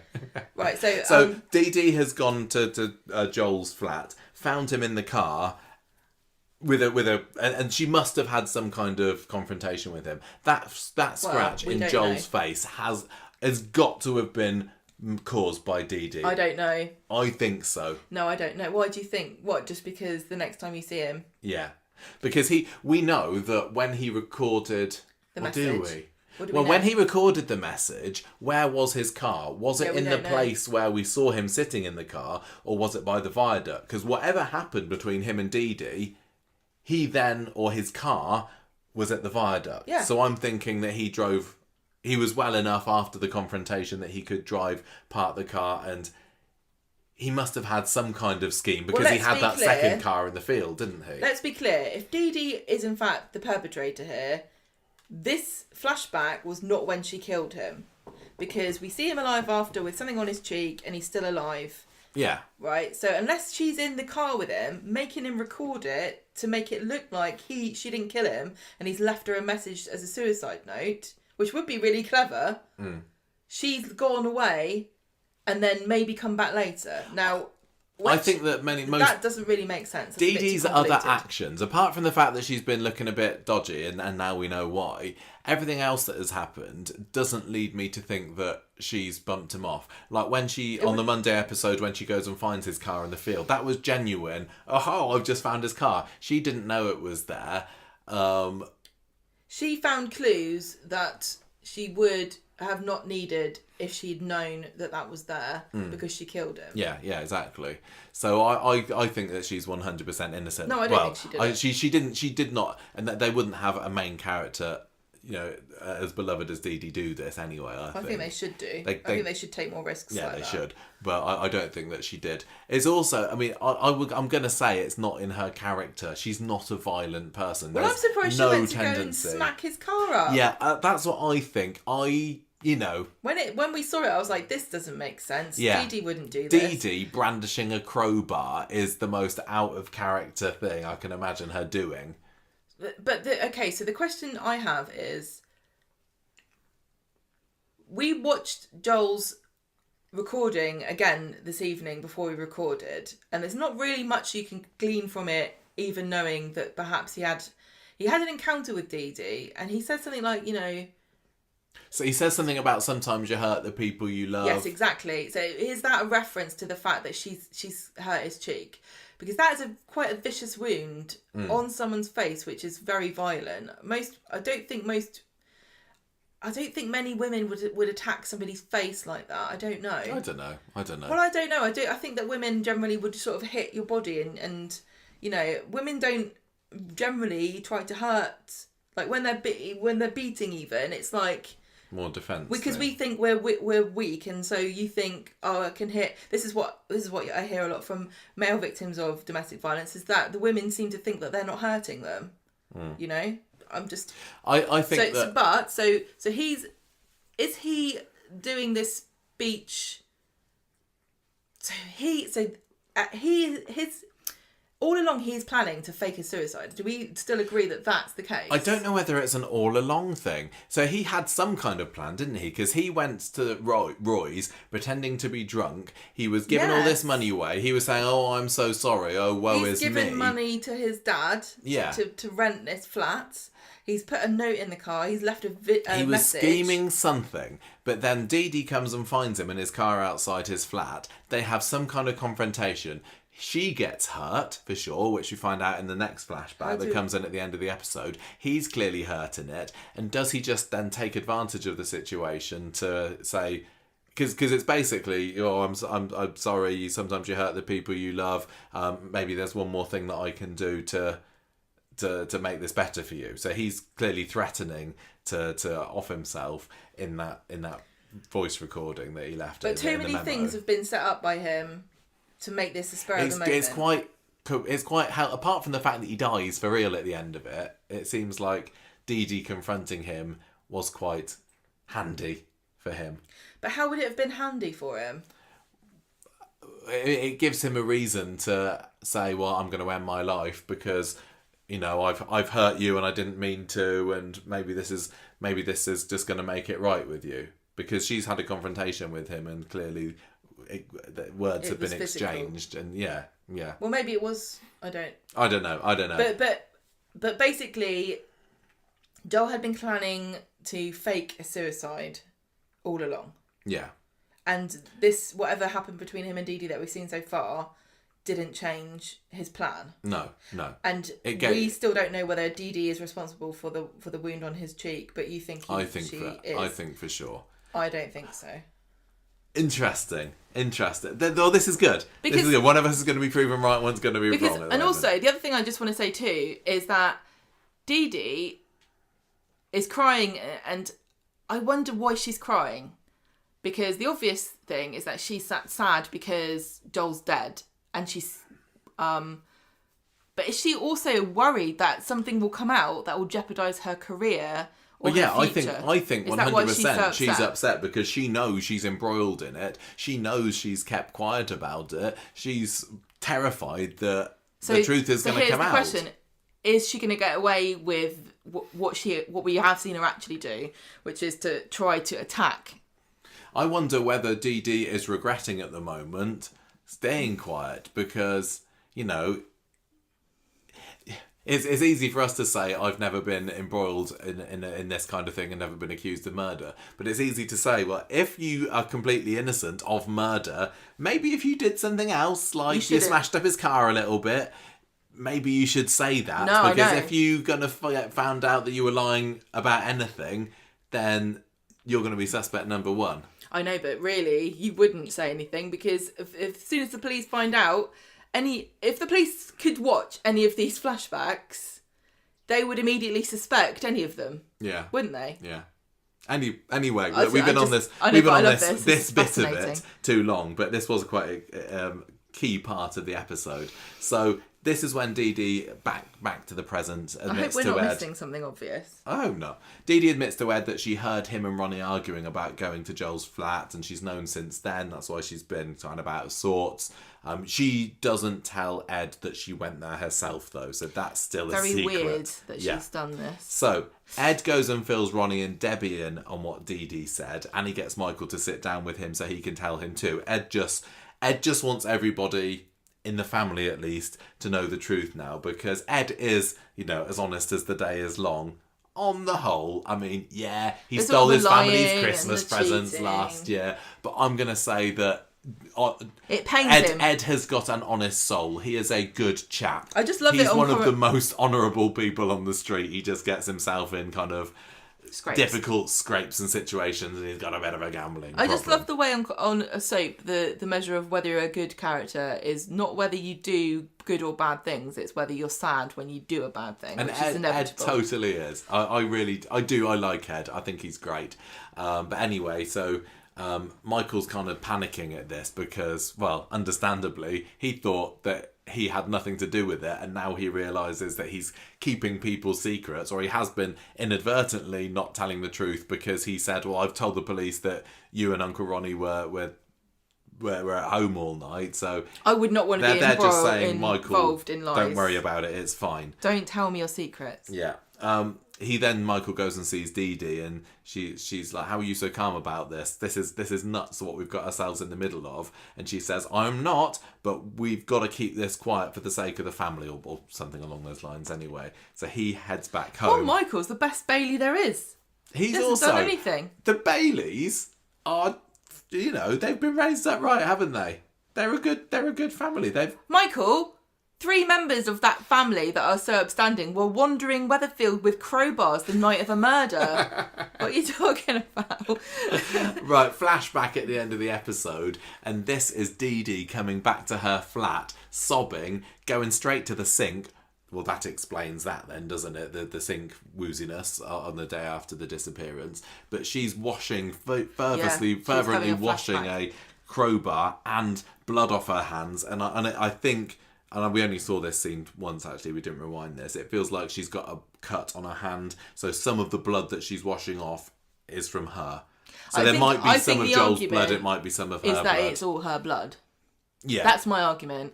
I think what happened was he kind of confronts her. I think maybe they wrestle with the crowbar and she cuts her hand as he's trying to grab it off her. I think that they wrestle with the crowbar and his face gets cut in the fracas. But then it doesn't and count. Then she also... It's not her that did it then. Well, no, yeah. I think okay. Well, however, I think that the cut on his cheek was caused by an altercation between the two of them, and she also gets hurt in the process as well. Goes home, washes it off, and she's terrified.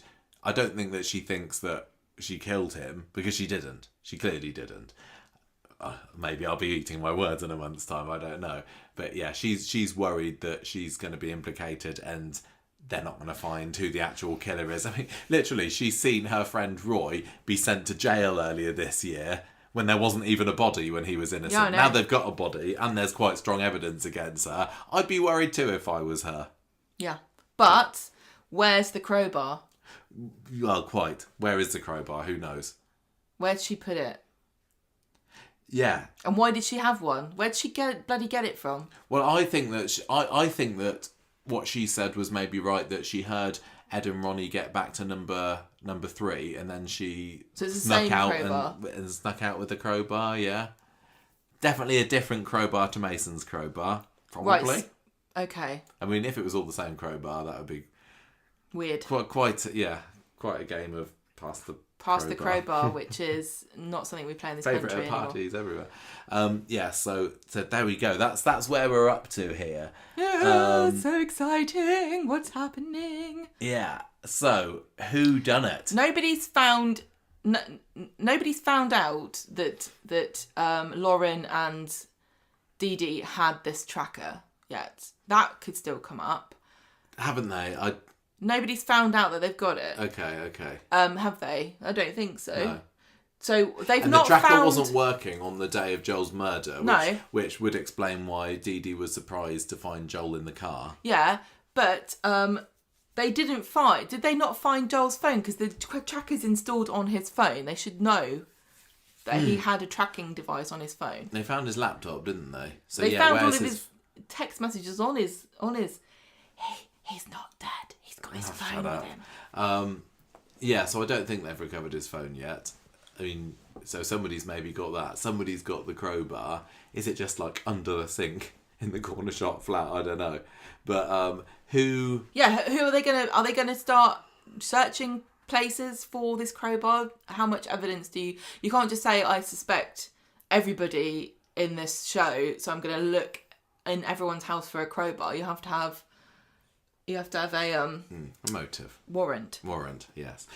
So let's run down our list of suspects. This is too many people. there's a lot of people, and some of them have avoided suspicion so far. And I'm just gonna say, like, as in any murder mystery, there are two layers of clues, right? There's the clues that are in the show, and there's the clues that are part of how you tell a story and how a soap works.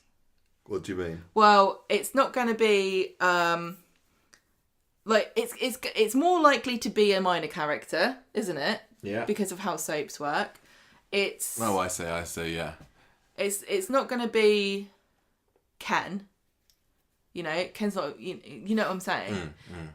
I don't know that we know the contract status of any of these people. I don't think it's going to be Lisa Swain because she's just been made a regular character. Yeah, but she could. I think it would still make sense to say, well, it's just a temporary regular character. But that would we want be to make a you a regular layer character because we want to have a police story that's going to involve an awful lot of a police detective. But I think that would involve a lot of Go on. I think the fact that she's currently getting involved into this whole relationship with Carla's story, which we didn't see any of this week, unless it's a case of, these two have just discovered each other and aren't they a lovely couple, but oh shucks, one of them's a murderer and has now been thrown in jail for 15 years. I think it would be a huge tactical mistake for Coronation Street to make Lisa Swain a part of one of Coronation Street's hottest new couples for, I'd say, a decade.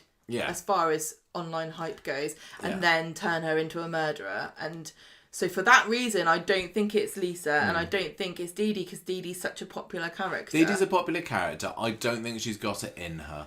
I know, but I'm talking about literally... Oh, technical, like, non-story reasons. Yeah, for behind-the-scenes reasons. Yeah. It would be crazy. So let's go through in... Look, well...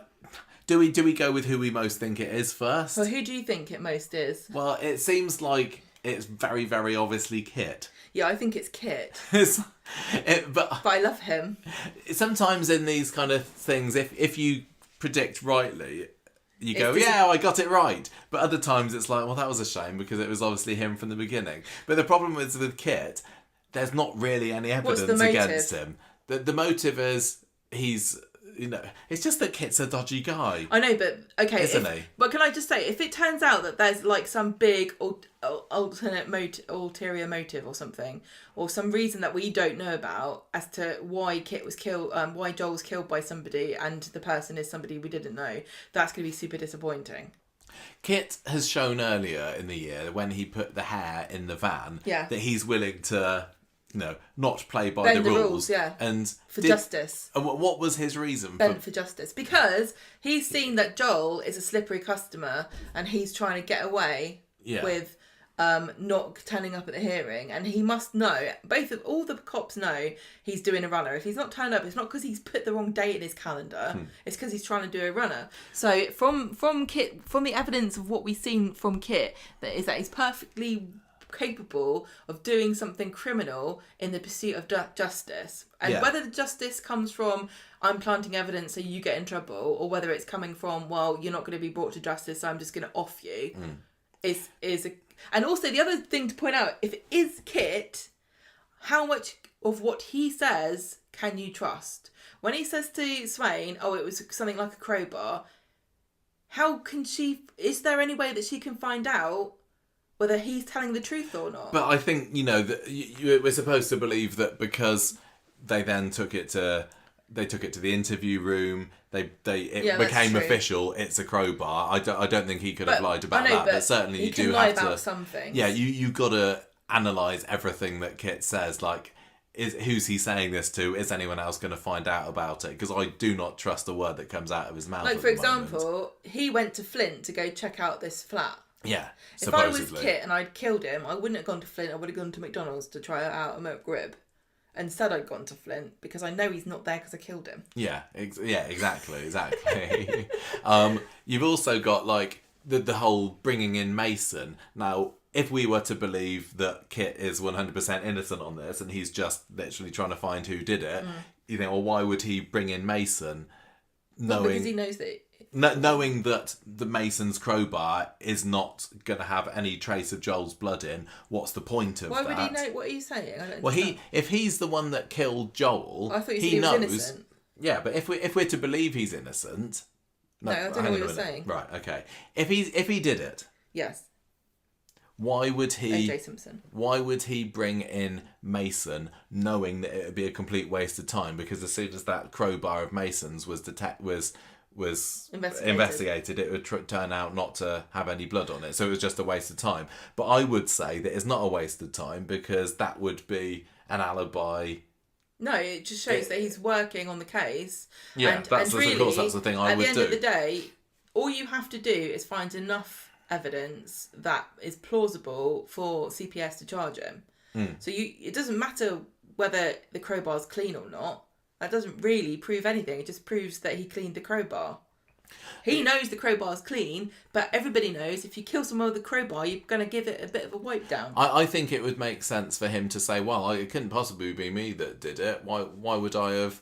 If it was me that did it, why would I have investigated Mason when I knew it'd be no, that doesn't make sense. A brick wall? So you'd have to do everything by the book like you would do if you didn't do it. All the questioning, he's just going through the motions there, isn't he? So the main reason... and we've not seen any evidence of him being like genuinely surprised by anything. Everything seems to be kind of, very well plotted and schemed. And he's keeping Swain at a distance from the investigation because there's obviously tension between the two of them. They don't like each other very much. But if he did do it, he would want to keep her distant from it because she's more likely than anybody to figure out what he's up to and find out it was him that did it. Yeah. I mean, the only real proper clue that we've got against Kit is the fact that we knew he was out late on the night of the murder, and they've not really touched on that it again because it was a throwaway line between Jenny and Daisy on the night, and it kind of really smacks as something that Corrie want to reveal later and say, aha, we told you that. You've forgotten that, hadn't you? Yeah. But we haven't forgotten that. So I would almost go so far as to put money on it being Kit at the moment. But this could be, Corrie could be doing this completely on purpose and saying, we wanted you to think it was obvious that it was Kit, but it isn't. And there's definitely... that's there as a possibility in my head as well. But I would say that my number one suspect is Kit at the moment because he has been a dodgy geezer right from the start. I just want to give a shout out to Maisie Spackman, who is the person who put together the Metro article. If you want to see it all written down, she's gone through lots of clues. I don't know if it's been updated as they're releasing new flashbacks. I also put together the Where is Joel video, which was a while ago, which has some clues in it, which obviously needs, it's not up to date very anymore. Up to date now. But people have been collecting clues all over the place, and it's this particular article on the Metro was very thorough, wasn't it? Yes. So I'm gonna say it's him. It's not Dee-Dee. I trust her version of events now. We just need to fill in the gaps about what happened when she confronted Joel in the car park. Yeah, I mean, she's the wronged woman. She's seen what he's capable of. She's also got a streak of goodness about her. Perhaps she would consider herself to be necessary to kill him because she's protecting women. If she has killed Joel, which she hasn't, but if she has, it was total accidental kill. Well, they could have had a fight. She's a good Christian girl, isn't she? And they don't go around just deciding to go and kill somebody. I mean, the not ones like Dee-Dee, anyway. The interesting thing about Dee-Dee, and again, because this isn't real, it could be an oversight of the writing or whatever. But she's not gone to church. She hasn't got a Bible out. She's not praying, which is what I would expect her to be doing if she'd actually killed him. I think if she killed him, she would be looking for forgiveness and trying to find some way of God, letting her off the hook here. There were the scene towards the end of the episode. I'd expect her to have a conversation with Billy as well. Yeah, a really incriminating conversation. At the scene at the end of the episode when she was sitting there, kind of clasping her hands, I wondered whether she was having a little pray then, but I don't think that she was. She's in the clear. Lisa, we've not really investigated a whole lot about what she was up to on that night. Obviously, we've not had a flashback. clearly something has happened because she had that pain in her side. Yeah, she's got a pain in her side. That's the main thing that I'm wanting to know about at the moment, but I think that's probably going to be explained away. She's not got an alibi for where she was, because it would have been Betsy who would have said that they were home together, and Betsy wasn't home. No. Because Betsy was with she Mason. She was out with Mason, exactly. So that's an interesting There's point. also the fact that Lisa's phone was off on the night when it happened. I'm sorry, but I'm suspicious of anyone who ever turns their phone off. Yeah, I know. What are you doing? I know.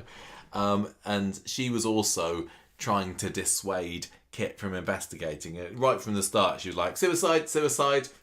Don't worry about it. Sure it was suicide. Yeah, there's definitely some dodginess there. That is weird. That is weird that she was so insistent, because she's always, although I don't think she's as sort of a great cop as Corey wants us to think she is, she definitely is supposed to be competent, and that's not a very competent thing to say before you know. Yeah. I mean, especially with Joel, because Joel never struck me as the sort of person who would want to do that. No, he's too I don't egotistical. think so. Yeah, I absolutely. I think Betsy is not. It's not impossible. That where do you think Swain's pains come from? Yeah, exactly. Where do you think? It's either she got it in a confrontation with Joel, or which we haven't seen yet. Or she got it during a mother-daughter argument. And I don't think I wouldn't put it past Betsy to give her mum a good shove, especially if maybe Lisa has just discovered that her daughter has offed somebody, and she might well be keeping a secret for Betsy, which she would want to do because she wants to. She was just kind of on the cusp of me and Betsy have turned a corner. We've not seen eye to eye for so long, but now we can be friends. And oh no, I found out some incriminating evidence against her. I'd better keep this quiet, otherwise I might spoil our relationship. But yeah, there might have been, Betsy. We said that when Betsy went to see Mason, she was all 6s and 7s. It could well be that she's just been bumping off Joel. And she's too slight. And then maybe Lisa finds out about it. What if it? So maybe if we're going down the is it two characters working together, I might say Kit and Betsy. I'm gonna say Lisa and Dee-Dee.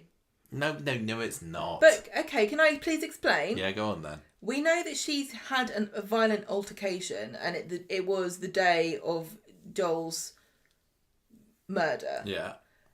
We know that Dee-Dee was there with a crowbar and she had blood on her hands. What if Lisa followed Dee-Dee and tried to stop her from attacking Joel with the crowbar, and then there was a fight and she's the one that hurt Joel in the face and he's the one that smacked her in the ribs? It kind of does make me just want to go back and watch all their scenes in the last 3 weeks now. What scenes have we seen? See if I can see any. Dee-Dee and Lisa. The thing is about it is that you're not going to pick up very much because it would be too obvious. No, they're not working together. I think we've definitely seen scenes where there's just the two of them, and it would have been brought up. The actors, yeah, okay, but the actors will, even if they are working together, not be giving out any clues with looks and stuff. No, but most of the looks you're going to see are going to be red herrings. Yeah, there's a whole lot of red herrings going on here, but I think we've seen enough between Lisa and Dee-Dee in the last 3 weeks, private, where it would have been the time to say, God, we're getting away with it so far, so no way. I do like the idea of it being Betsy and Kit. Because they've got a relationship, in a way, haven't they? Oh no, that was Betsy and Joel. What have Betsy and Kit got to do with each other? Not a whole lot. Well, maybe maybe Kit has had a word with Betsy when we haven't seen them talking. He knew that she was... No, he finds after he's died all those messages, or does he? I don't know, but he knows there's a link between the two of them because of the conversation that they find of Joel coaching Betsy on the phone to order the drugs. Yeah. So he knows there's a link between them. I really think we need to go back and watch literally all the scenes of the story in the last few weeks now, because we could be missing. We could be just completely forgetting something. We almost need to watch it thinking, let's imagine it's these two. Yeah. Do we pick up any clues from there? What have we seen? But her motivation is that she's been humiliated. She's always had a bad situation with him. She was made to get the abortion pills by him. She almost killed Frankie. Yeah, she might still be after money. She might have gone and said, I know where you're going, or she might find something out about him and he's had to try to attack her to... I don't know how a girl Betsy's size would kill a man. No, that I was going to say that as well. I would say that's somewhat wrap unlikely. him up, put him in a car, which he doesn't have, drive him to a river. I mean, I guess maybe how did she get to the location of where Joel's car was without a car? Yeah. I mean, she could have driven the car all over the place. I don't know how she wouldn't have left hair in the car. They would have found a blonde hair. That would have been a really fun clue, wouldn't it? Because it would have made Lisa... And Lisa, if she'd seen it, would have taken it away, thinking maybe it's her hair. Yeah. But I don't think Betsy, if she did it alone. Same with Lauren. Yeah, I don't think Lauren did it at all. I know she's powered with the rage of a mother, but I have heard that women can lift cars when their babies are underneath them, but I'm not sure how easy it is to kill an evil solicitor. I've not seen enough clues at all from Lauren that she's feeling guilty about something that she might have done, or even worried that she's going to get caught. I mean, the obvious thing to say is that she's one of the group that you might say are more disposable. Well, I'm going to say, like I said, pretty much everybody here is disposable. I don't think Ed is. I don't think Dee-Dee is. Yeah. But pretty much everyone else is. Even Ronnie could be disposable. I know. I'm not trying to be mean about this isn't a reflection of whether I want the characters to be in the show or not, because I think all these characters are fine. I don't think it will be Max for the same reason, because no way, Max 100% is probably not Max. The least likely because of because he's a legacy character who, no matter whether Paddy Beaver wants to be in the show or not, they can still have that character of Max played by someone else. I don't want them to. Just to be clear, I don't want them to recast. I don't think there's ever I don't think it seems like he wants to leave or anything. But he is one of the characters that they would bother to recast if ever Paddy Beaver said, "I'm not doing it anymore."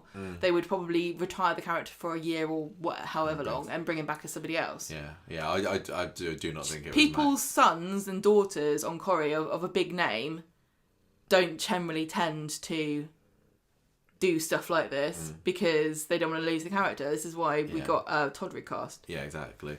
And Mason, like we said, probably not, although he could well have disappeared off after Betsy comes to see him in Mason's got Speed Dial, probably the least convincing... he's had nothing to do with the story. He's been too busy chumming it up with Stu for the past few months, hasn't he? He's got the least convincing motive.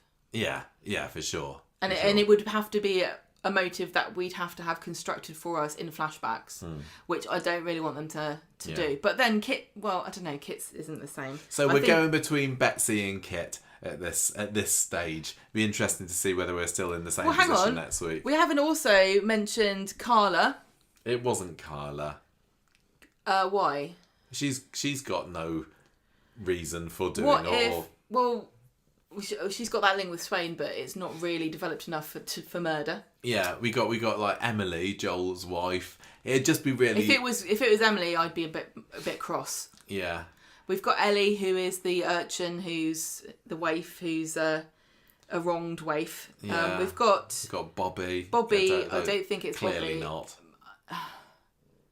Because we've got this picture that Coronation Street has put out, and there's the clever thing they've done with it is that it's not like they've given us silhouettes of like here's a space, but that we've got Mason in the picture, we've got the Bailey boys, and we've got Dee-Dee in it so far. There's quite a lot of room. There's a lot of space. You've got a spare chair. You've got you can have 2 people here. You can have 3 people here. You could probably fit a good 8, 9, 10 people in this picture. And also, obviously, they weren't all in the same place. This was not a group photo. It's just photoshopped in. So they can put anyone anywhere. They could have Swain come out the lift going, it was me all along. They could have Swain poking out the hole going, have you decided who did it yet? I just hope that they quickly establish who the suspects are and it is one of them. Because the worst thing that they can do in this sort of story is have it someone you didn't even expect, which they have done before. It's a cop out, and it's not. Fans don't like it. Right. I think we've been going nearly 2 hours now just about this one story, and I know it was the big story of the week, and it's a mystery, which is obviously going to elicit a lot of discussion. So well done, Coronation Street. You've got people talking about the show. I would still say that the choice of characters that are involved isn't necessarily the best, because a lot of them are, have only been in the show for a little while, and it doesn't matter if they're gone. But yeah, do love a murder mystery. And it has absolutely got me excited for the coming weeks. But how long do you want it to last? Do you want it to go till Christmas? I feel like it could be, if it's still going at Christmas, it feels like it could be too long. They can't though, because they've started this clock ticking now with their Who Killed Joel and the flashbacks. I think once we've run out of flashbacks, we're going to find out. If they have a big gap and then we don't find out after they've run through the flashbacks, people are going to riot. Because people are already moaning about it. But let's say a month. Give it a month, Coronation Street. Yeah, it will be definitely over in a month. Do you reckon? I think. You reckon? Okay. Right, let's move on to the other stories, and maybe we'll rush through them a little bit quickly, because by now we're usually getting onto the cabin. But people did say they enjoyed our nearly 4-hour long episode last week. I hope I think we've gone around in circles a little bit with this. I don't edit, so sorry. But Jessie, Gail, and House for Sale. So Sarah Lou has gone to see Adam at the beginning of Monday's episode up in the lawyer's office to say, did you take the money from the lockup? This is the second big mystery of the week. Where's this money gone that Damon told Adam about? And supposedly it wasn't him that took it, even though I think it possibly still was at the end of the day. I don't know. He says he had nothing to do with it. The only other person who I told about the money was Daniel. Then you also get some scenes this week of visiting Bethany in hospital. That element of the story I was less engaged with, considering that a couple of weeks ago I was like all in on the Bethany's got a bag, Bethany's got a bad surgery. At the moment, that it really feels a bit fillerish to me. Bethany, Daniel, will they, won't they? Even like the fact that Bethany dumped Daniel a week ago, and then by the next episode they were back together again. It feels like it's kind of wasting time a bit. Yeah, I know what you mean. And have we had our awareness of Stone was raised now? Is that basically it? Or are we just waiting for Bethany to get out of hospital? Which makes sense that she's in there for a long time, but I think we're all just kind of waiting to get rid of those hospital scenes and have her reintegrate into what's going on in the street. Some people are talking about the stoma stuff and pointing out, which I think is very fair, that it's still not really clear what it is or what it involves or what... If this is raising awareness about stomas, it's not. Because I don't think I can get from it what a stoma is. I know what a stoma is because I already know. But from Coronation Street, it just seems like it's a bad thing that you get and you have it for life, and it's a bag and you can kind of fill the blanks in. But nobody's just come out and actually said. I think they're still dancing around it and being a bit, Maybe. I think they need to say it head on. I trust them that they will. I hope so, because but why not yet? Why not have a nurse come and say, hi Bethany, I'm your stoma doctor or something. I know it's really hard. Nobody's done this to her. It makes sense when it didn't happen in Turkey because they're not doing her ongoing care. But now she's in the care of the NHS. You would think somebody would come and say, let me help you and explain what it is. A stoma bag, as you know, is da-da-da-da-da. We've had it for stupid stuff that we didn't need awareness raising for, like, don't fall asleep in a house with a carbon dioxide. Monoxide. I won't do that. Thanks for the tip. Right, okay, so... But I just want to say one thing about Bethany's story. I was trying to think of an analogy for why it would be unfair to blame Bethany for having this operation. Yeah. And sort of saying she brought it on herself. And the only thing I can think of is if you're in a car crash, say you're in a car crash and you ended up damaging your body and you had a stoma, right? Nobody would say to you, well, where were you going in the car? Where were you going? Was it somewhere you needed to go? Was it, you were driving to the shop up the road where you could have walked, so you kind of brought this on yourself because you didn't actually need to go in the car to go in. Nobody goes, oh, it's a frivolous reason that you were in the car. When you die, when you're in a car accident, nobody says, what were you doing in the car in the first place?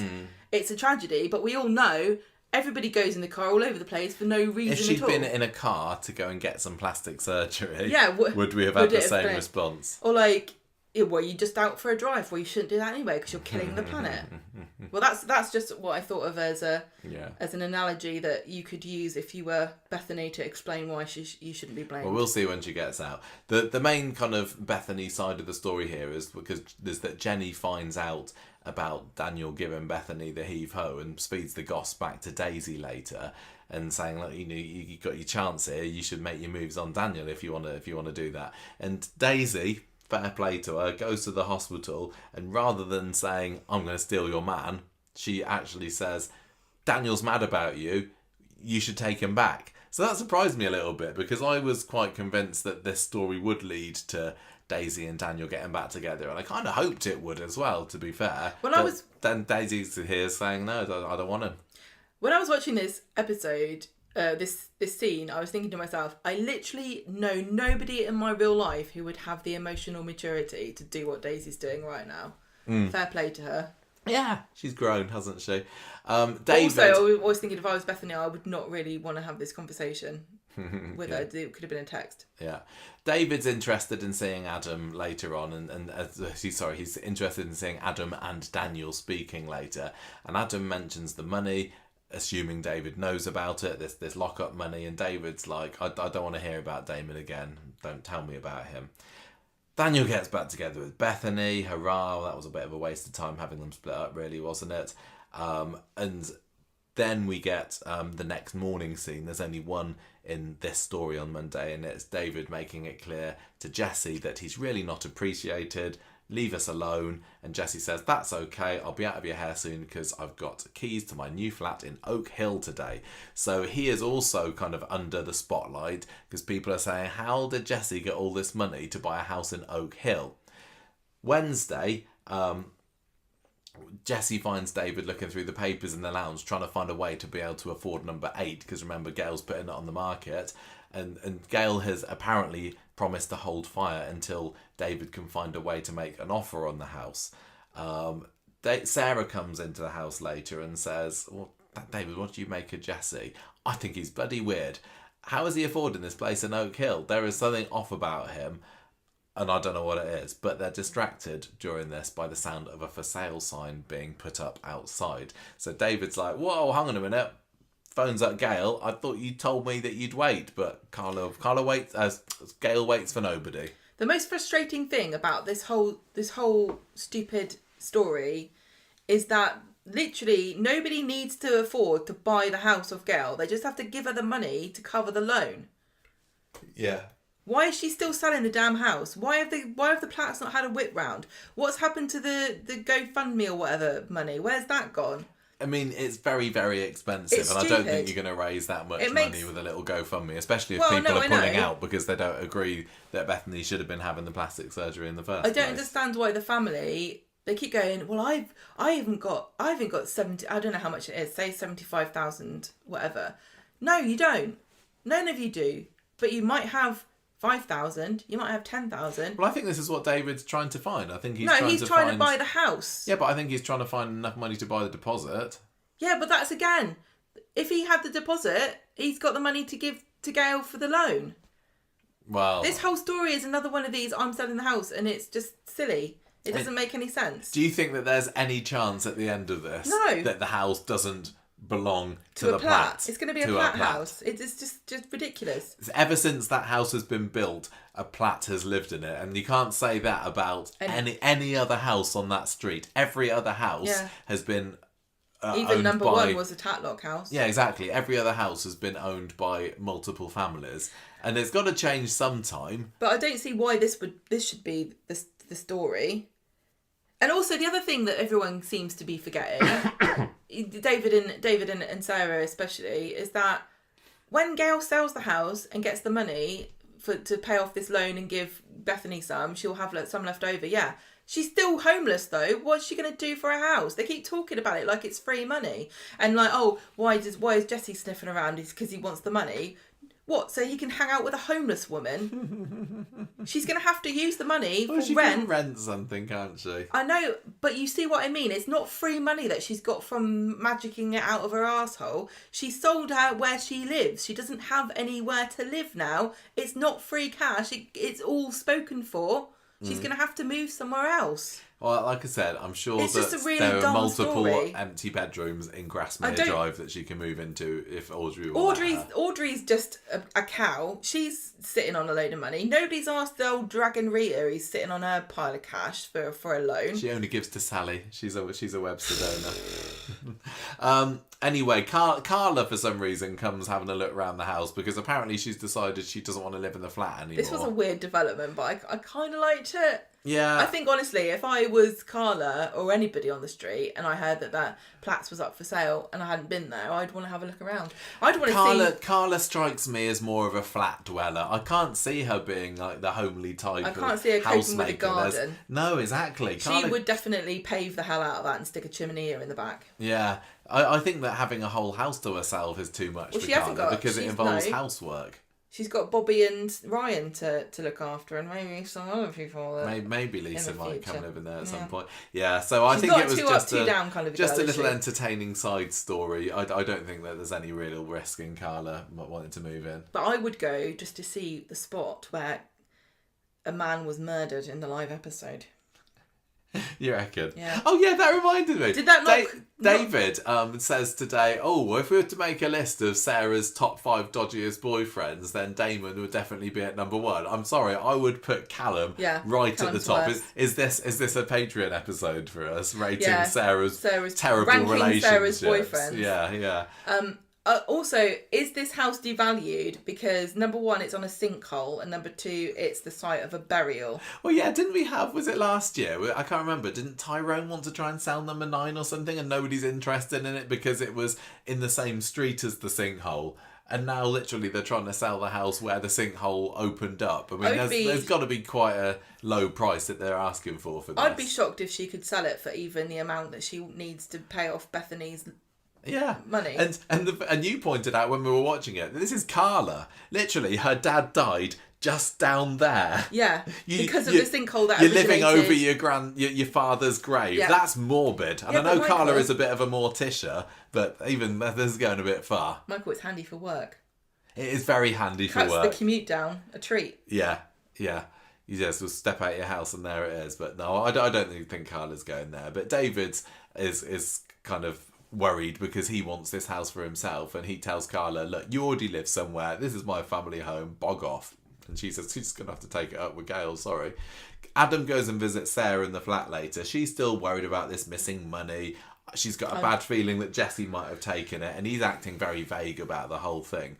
Adam says, well, it is possible that Jessie knew about it because me and Daniel were talking quite loudly about it in the pub, and I know that's usually fine and the people in the background can't hear anything you're saying and we can't hear what they're saying, but in this case I think Jessie might have overheard us talking about it. Sorry. So Sarah Lou goes back, tells David about this, and David's more shocked to hear that Daniel and Adam know about the money. He's like, you need to be really careful about who you're telling about this money because this could come and bite you in the bum.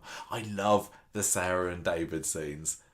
Don't you? Like, it feels... It's not super rare that they have scenes together, but those two actors work so brilliantly with each other. They've got 25 years worth of experience of playing brother and sister, and they just bounce off each other perfectly. What row was... They were both front row. Tina O'Brien was also in the front row posse in the cast. Yeah, she is legend. She's brilliant. I rate Tina O'Brien so highly. And yeah, these two together is always pretty much gold. Friday, we got Jessie. I mean, we've not seen Gail at all this week, have we? Considering this is the big Gail story, and look, we brought back Jessie, we were going to bring back Martin. There's been a suspicious lack of Gail in it. And I think it just ties into the fact that we've not seen her much this year. And I think that she probably did feature more heavily in the original shoots of it when Sean Wilson was on set. And now she's like, I'm not doing it again. Everyone else could do the reshoots, but I'm going to be off screen. And she obviously had the scenes where, in the episode where Jessie first arrived, Yeah, 'cause And you have to. last week's one. She was in 2 episodes last week, wasn't she? Wednesday and Friday. It definitely but makes I'm a bit sense worried that we're this not is going to. covering Yeah, tracks. I'm a bit worried that we might not see Gail again until they catch up with where they were going to be. Yeah. I mean, how different do you think this story Would is? she have put the house up for sale in the Martin Platt story? I mean, I'm going to say that an awful lot of this story does sound like it could have fit Martin. Gail says that she met Martin in Thailand, or maybe Martin just hears about Bethany's operation and then decides to come back. Gail wants to sell the house. David and Sarah think that Martin has stolen the money. I think an awful lot of this, the story would have worked just as well with Martin in it as well. And that makes sense because it must have been utter chaos when they realised that they had to do all those rewrites, and to keep it as close as possible to the original story was probably the easiest. And I know lots of people are down on this story, but I don't believe it's Corrie's fault, and I wouldn't blame them for taking the easiest option in a very, very difficult situation. The easiest option is cross out Martin, write Jesse. I think they've done a great job of covering their tracks. It's a shame because, I'd like to see more of the Gail and Eileen feud, and maybe when we catch up to the point where they're not doing reshoots anymore, we'll start to see a bit more of that, because we saw it on the first day, but since then Eileen's been pretty much absent. One thing I've noticed, and we've both noticed, is that a couple of episodes recently you've cut from a scene with a character and then you cut to the scene with the character in a different place doing something different immediately.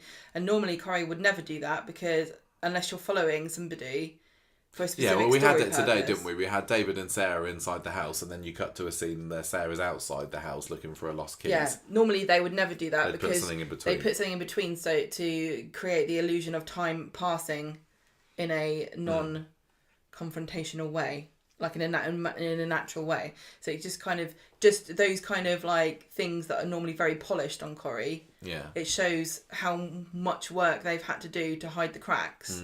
I mean, I suppose the big thing here that wouldn't fit in the Martin storyline is that David and Sarah Lou are very suspicious of Jesse, and I don't think they would be with Martin. Well, I don't know. I think they might still wonder, has Martin taken the money? I don't know if. But it makes more sense to be suspicious of Jesse. No, I think this. I don't know. I think this section feels remade. I think this feels.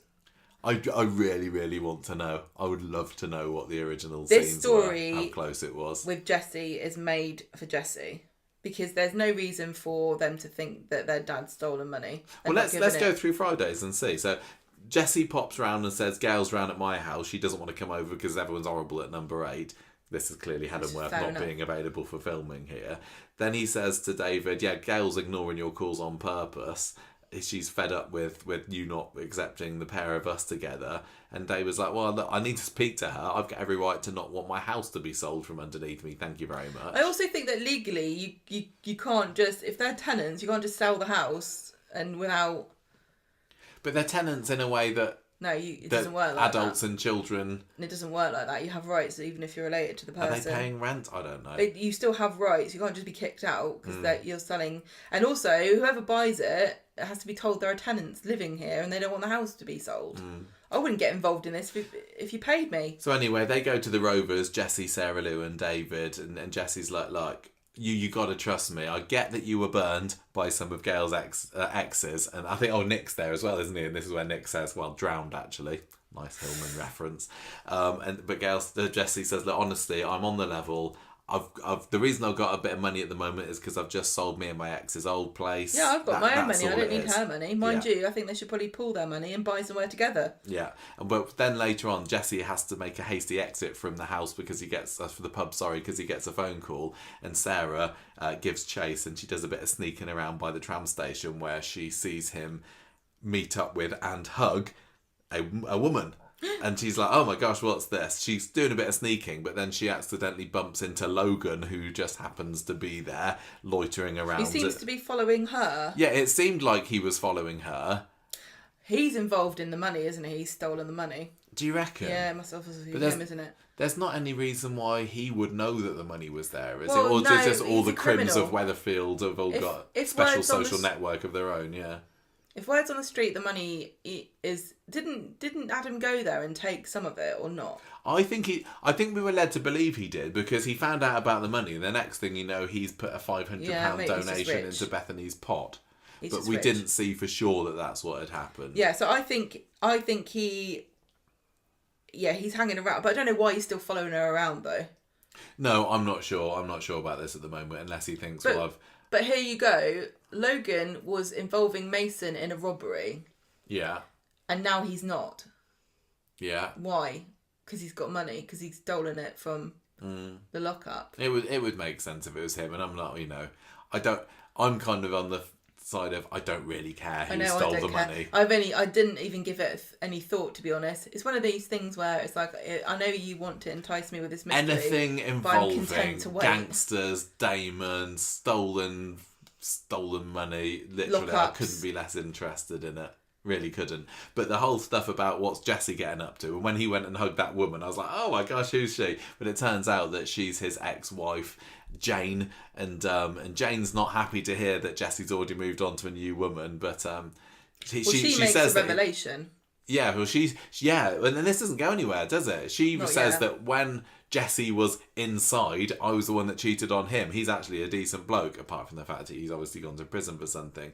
So I don't know what's gone on there. There's no indication at all what Jesse went into. I mean, presumably you can't go get sent down for crimes against children's entertainment for just being absolutely terrible. Because you would have been arrested already. I know.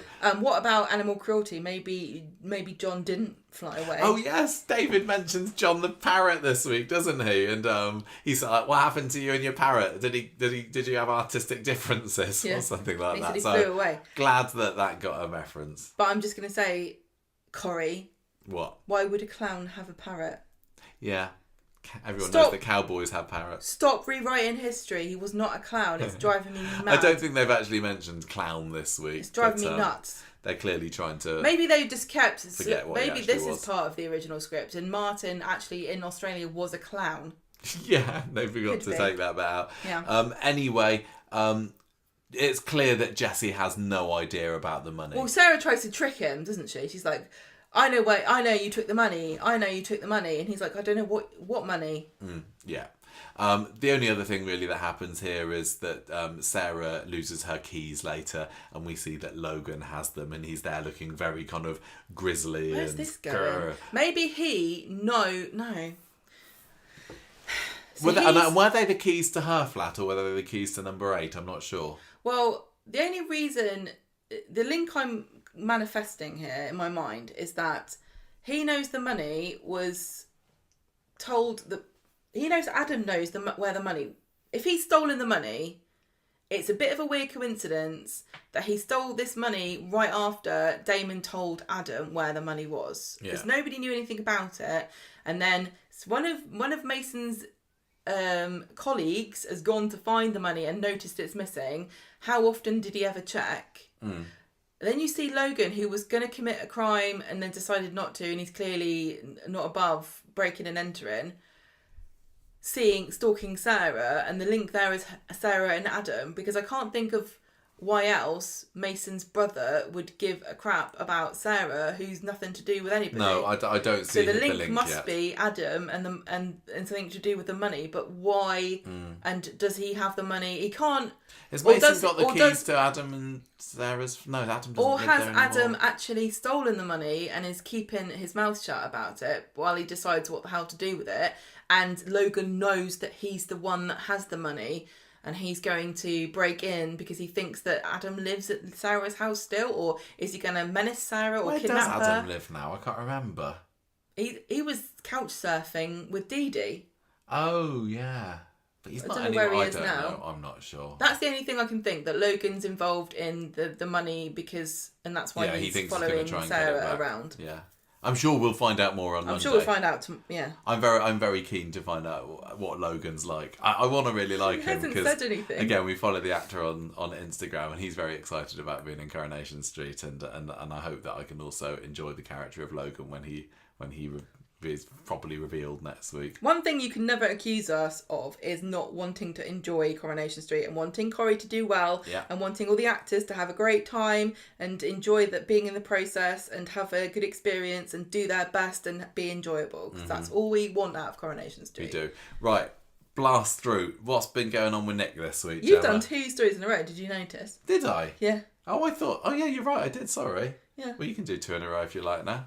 I don't mind. Well, You did say Gemma's had a bit of a headache today, haven't you? I've got a really sore wrist and my thumbnail hurts. What? Yes, it hurts and it's really hot.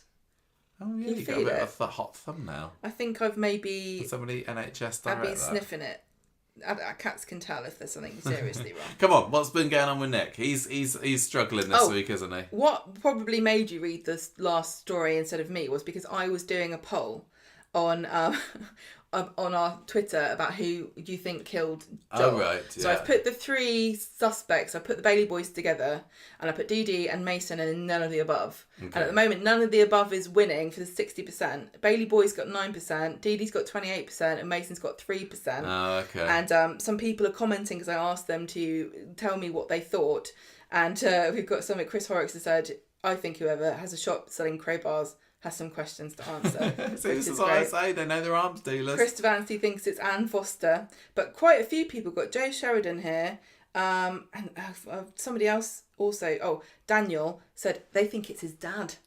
Yes, Gus has been able to avoid suspicion here. I mean, that would be mega disappointing if it was Gus. Like, a character that we've barely seen turns out to be the murderer. Sorry, that's even worse than when Anne Foster turned out to be the murderer of Frank, because at least we knew somewhat what her character was like before. She was in more than just 4 episodes. We know next to nothing about Gus. That would be a real shame, but you're right, it's not impossible. And we also had somebody who said, who cares? And just so you know, if you say who cares or I don't care, you get added to my list of people on Twitter who don't care. And then if you go and look at that list, it's some of the most miserable people on the whole internet. Okay, so Toya, Nick's Leanne's boyfriend, and Leanne, this is, write this down, this has never happened before. She's a bitch. Leanne is a bit of a bitch this week. I can't believe this. Someone else is homeless, not just Gail. Now our Toya's homeless. Poor Toya by the end of the week. To live. She and Gail can maybe shack up together. Well, yeah, how Jessie and Gail can start some kind of commune. Yeah. So on Monday, Monday's episode is Woman at the Bistro fancies she Nick. was quite a nice looking woman, wasn't she? Yeah. She's kind of given a few glad eyes towards Nick, and David notices, and so does Sam, yeah. Yeah, Sam's seeing this happen and he's not really happy, and he puts her off when no one's looking. Sam tells this woman that Nick's engaged. I think that these are Sam's new glasses this week. I remember Jude Riordan put it on Instagram a few months ago, Sam's got some new glasses, but I've not actually investigated this. But he is looking older now, isn't he?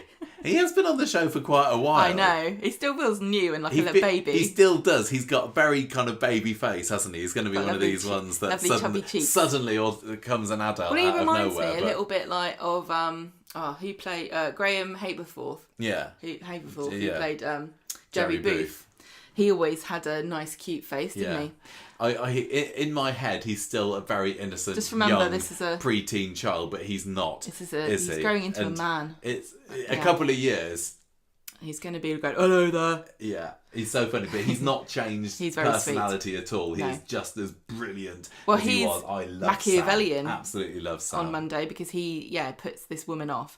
And Nick sort of tells Sam tells Nick, I want you and Leanne to make friends. I know you're not actually engaged, and what I said was a lie, but maybe you could be. And Nick's like, it's not going to happen. Oh yeah, he tells the woman that Nick's engaged, doesn't he? That's his ruse. Sam's saying, I miss my mum. This is the anniversary week of the Coronation Street where Johnny and Natasha died. Yeah, but I think people might be a bit confused. Even you were, weren't you? Because it was obviously a Halloween-themed thing, but it didn't happen at Halloween. It was 2 weeks before. But I totally am on board with starting Halloween on the 1st of October and just continuing.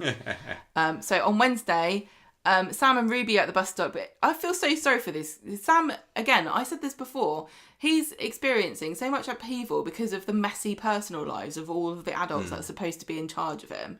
Yeah, he seems to be the most mature of them all. I know. I mean, look, he's shucking oysters on Wednesday, isn't he? Are you seeing any potential romantic... So anything between Sam and Ruby now that her older sister has given him the heave-ho? It would be brilliant because Hope would not accept this. Hope would hate it. I would love just the sparks to fly there. Ruby's got her head screwed on. She's not, as mature or clever or clever as Sam, but I think that could possibly work. They're too similar for it to really feel like a fascinating relationship, but without Hope's intervention. I think if Hope gets involved, it could actually be really good fun. Yeah, I'd quite like to. I just want Sam to have a nice girl. I'd kind of want to protect Sam. I don't want him to have his heart broken again. I know. I feel like some kind of distant relative. And I'd quite like to see some kind of unrequited love. I'm kind of seeing a Curly Raquel thing for Sam. Don't curse anybody with that. He's still a little young, but it's not going to be too long before he gets the first proper girlfriend, and I can't Hope wait. Would burn your house down for saying she's not a proper girlfriend. So anyway, he's talking about moving because Nick's still looking for somewhere for them to live, and he doesn't know where he's going to end up, and he's going to be away from everybody. And he's found this new place, but there's light pollution. Oh yeah, because there's a football stadium nearby or something. And she's like going, look, I know you're just upset because Nick and Leanne are splitting up, but grown-ups are always doing that kind of thing. She says that Fizz and Tyrone have split up many times over the years. Don't worry about it, just ride it through. And I think this is partly what spurs Sam on Wednesday to try and he tries to help them along a little bit. So he invites Nick over to watch a film, and Nick's like, okay, all right, but this is all part of Sam's ruse. Leanne's being a bitch to Nick in the bistro later. I don't know I think you can just assume that's happening unless we tell you otherwise. Yeah. She's got good reason to. She's got every bloody reason to not give him a civil word. I know, but he somehow slept with her sister. She's coming off as the one that's in the wrong. I know. Well, this is why this bit I'm not really enjoying it because again, it seems like it's just heading right towards the inevitable reunion between Nick and Toya, and we're supposed to be saying, oh, poor Nick, isn't he? I'm being a cow. He cheated on her. He deserves her ire and spurn and scorn. Exactly. Well, she's not letting up. I am on Team Leanne here. Sam, I was shocked at Sam doing this because if he can find oysters, he can find gloves and a knife.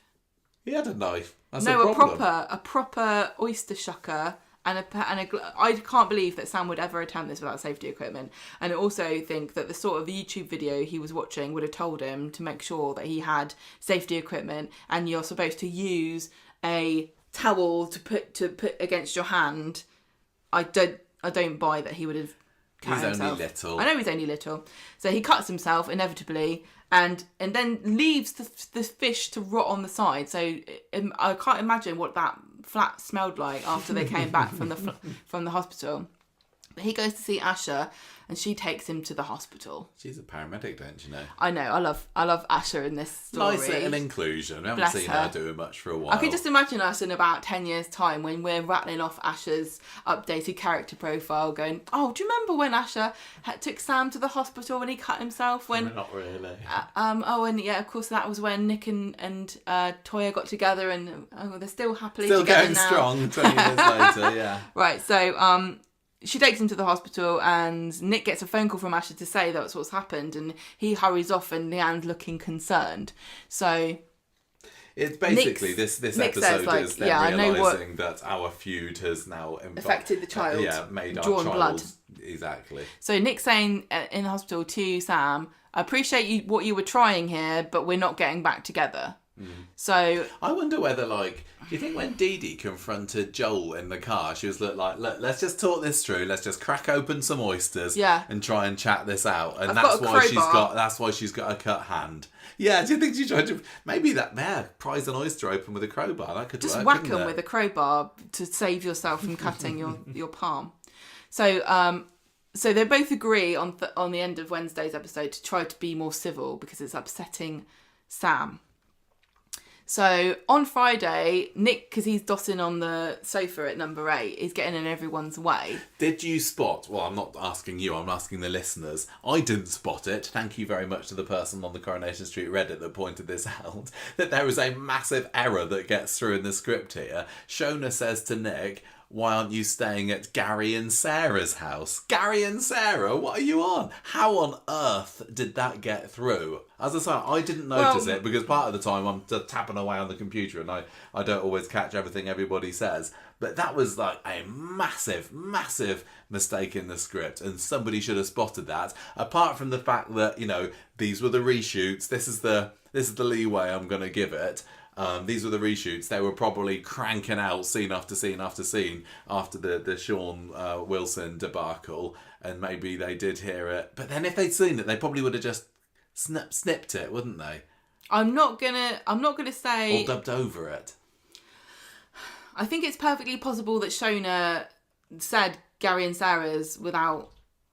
In real life, you might say this because you're referring to the fact it was their house at one point, but it doesn't make sense that it's in the script.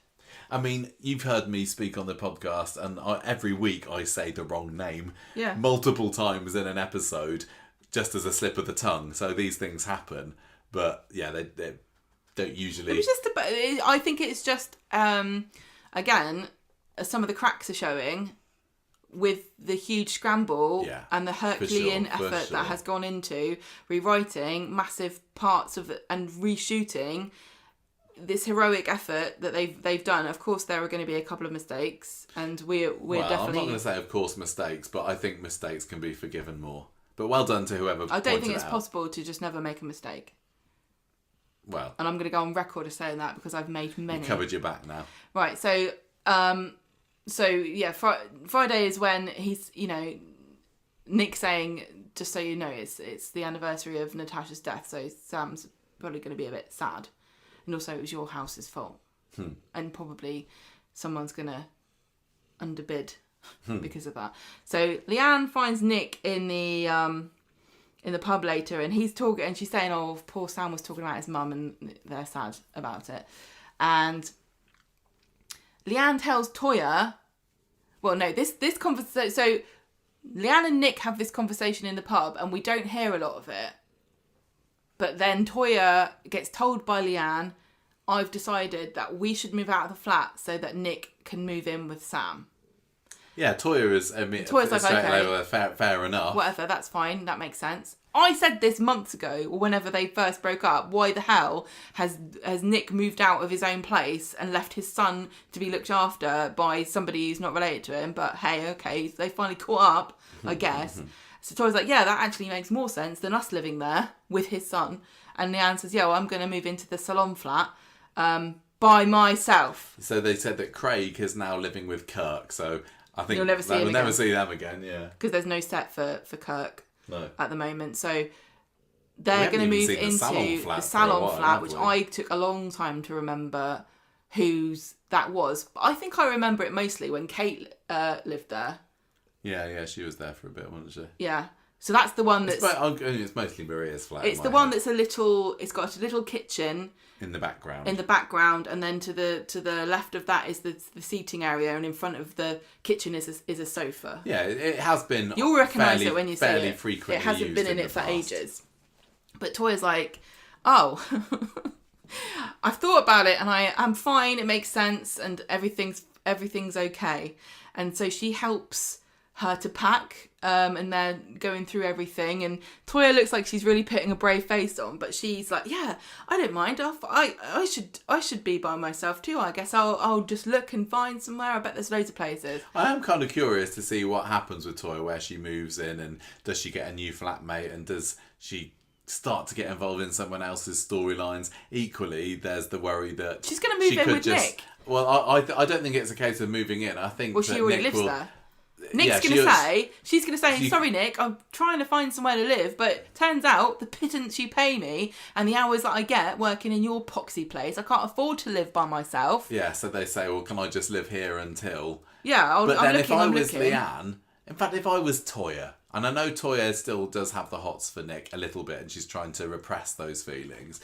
But seriously, Leanne's not going to be happy with saying, oh yeah, that's fine, Toya. You stay living with Nick. I totally trust you. If I was Leanne here, I'd be saying, look, I don't want you to stay with me, but I'd much rather you were staying with me for the next few weeks while you found somewhere to live than moving in and living with him. Well, she shot herself in the foot here. This is on Leanne partially, because leaving Toya in the flat with her boyfriend, stupid move. Yeah, exactly. It is a stupid move. Well, it's in the pursuit of bitchery, so I'll give her a pass.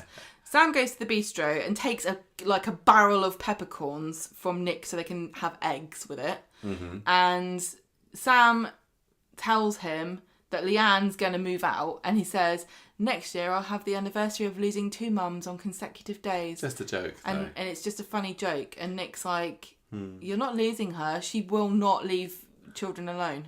Yeah, that was quite sweet. So Sam and Nick had some lovely little Bondy scenes this week I enjoyed. I also, just before we move on, because again, this is very long street talk, appreciated the Les Battersby reference. He got a good, 30 seconds of script dedicated to him today, didn't he? When Leanne and Toya were talking about, have you spoken to Les about what's going on? And Leanne's like, oh yeah, I phoned him up. He was at a wrestling match or something. And I'd love to know, is this inspired by Bruce Jones's recent foray into the world of professional wrestling?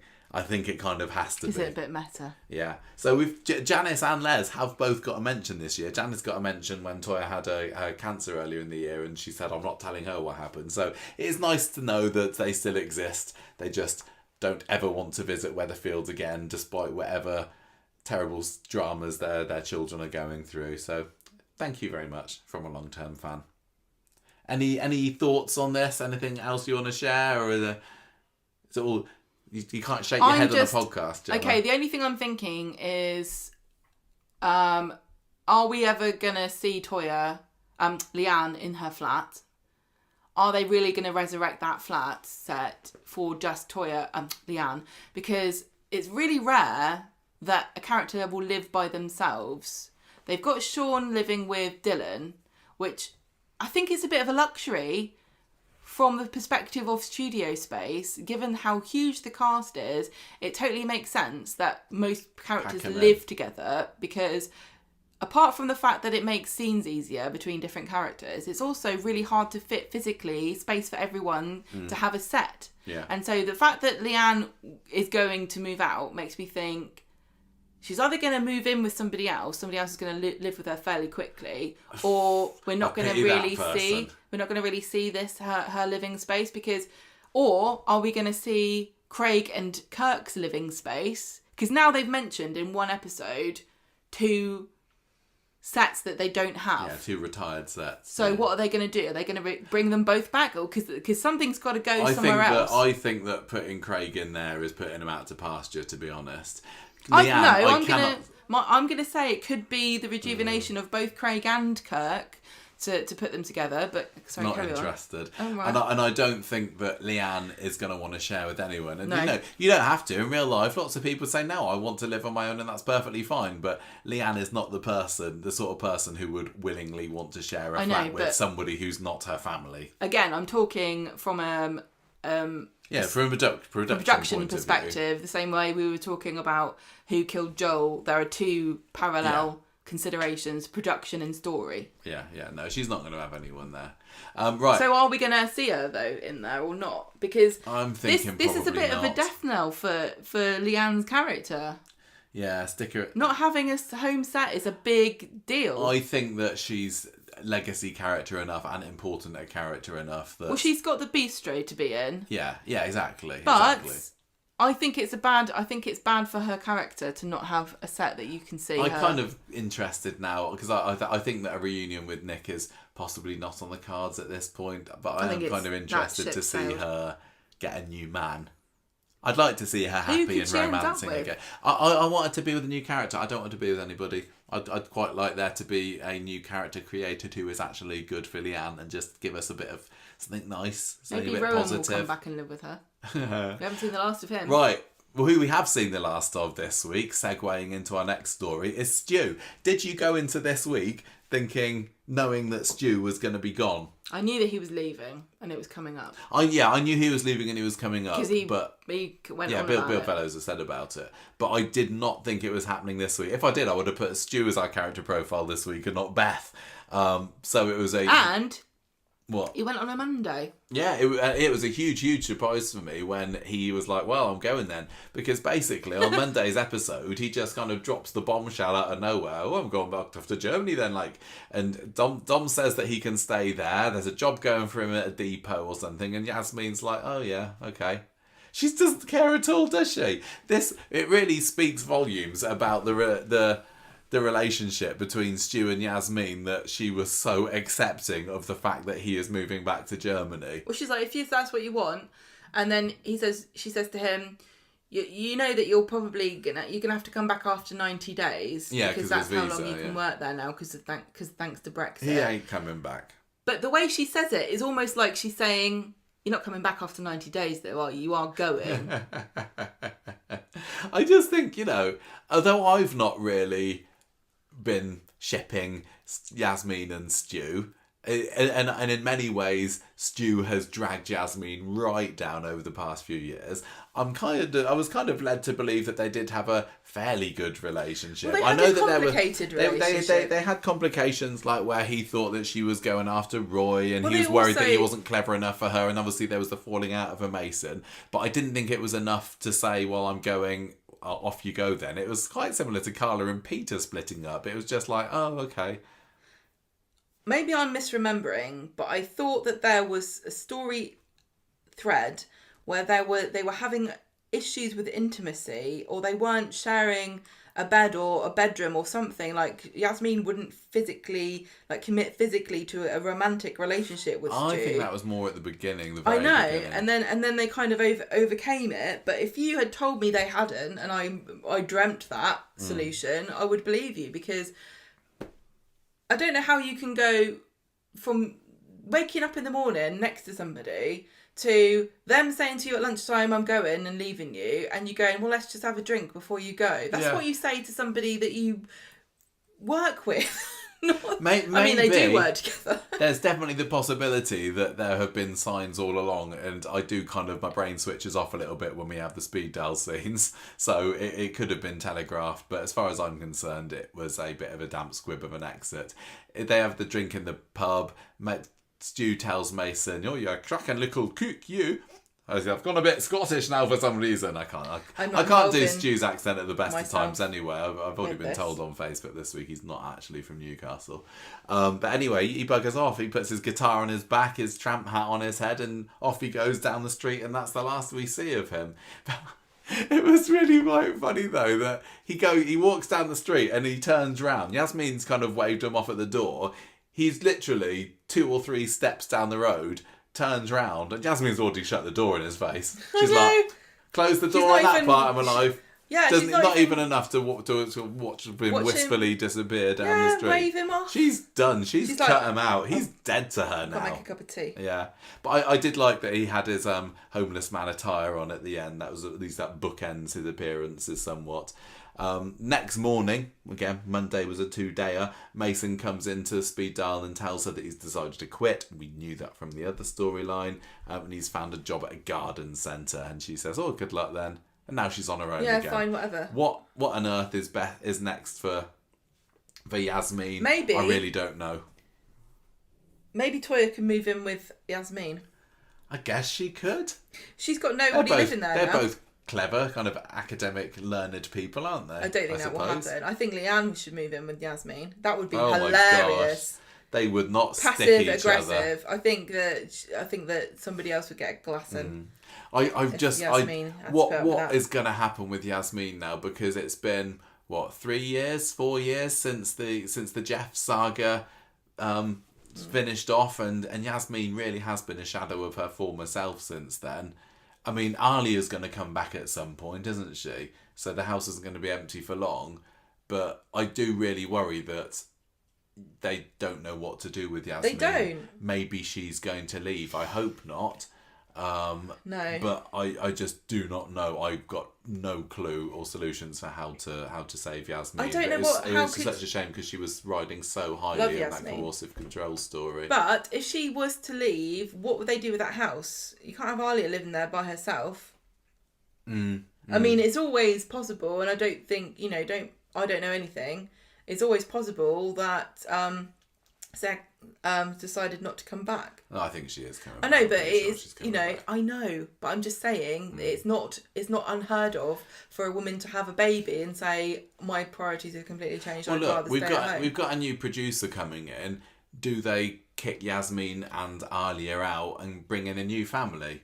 That's always a producer move, isn't it? A new producer move. So I'm going to have my pet family. And number 6 is a bit of a turnstile. Yep. I mean, the Nazirs have been living there for a decade now. They've been there. They've been one of the most successful families. I'm going to say that's prime territory for a Kate Brooks endorsed new family to come in.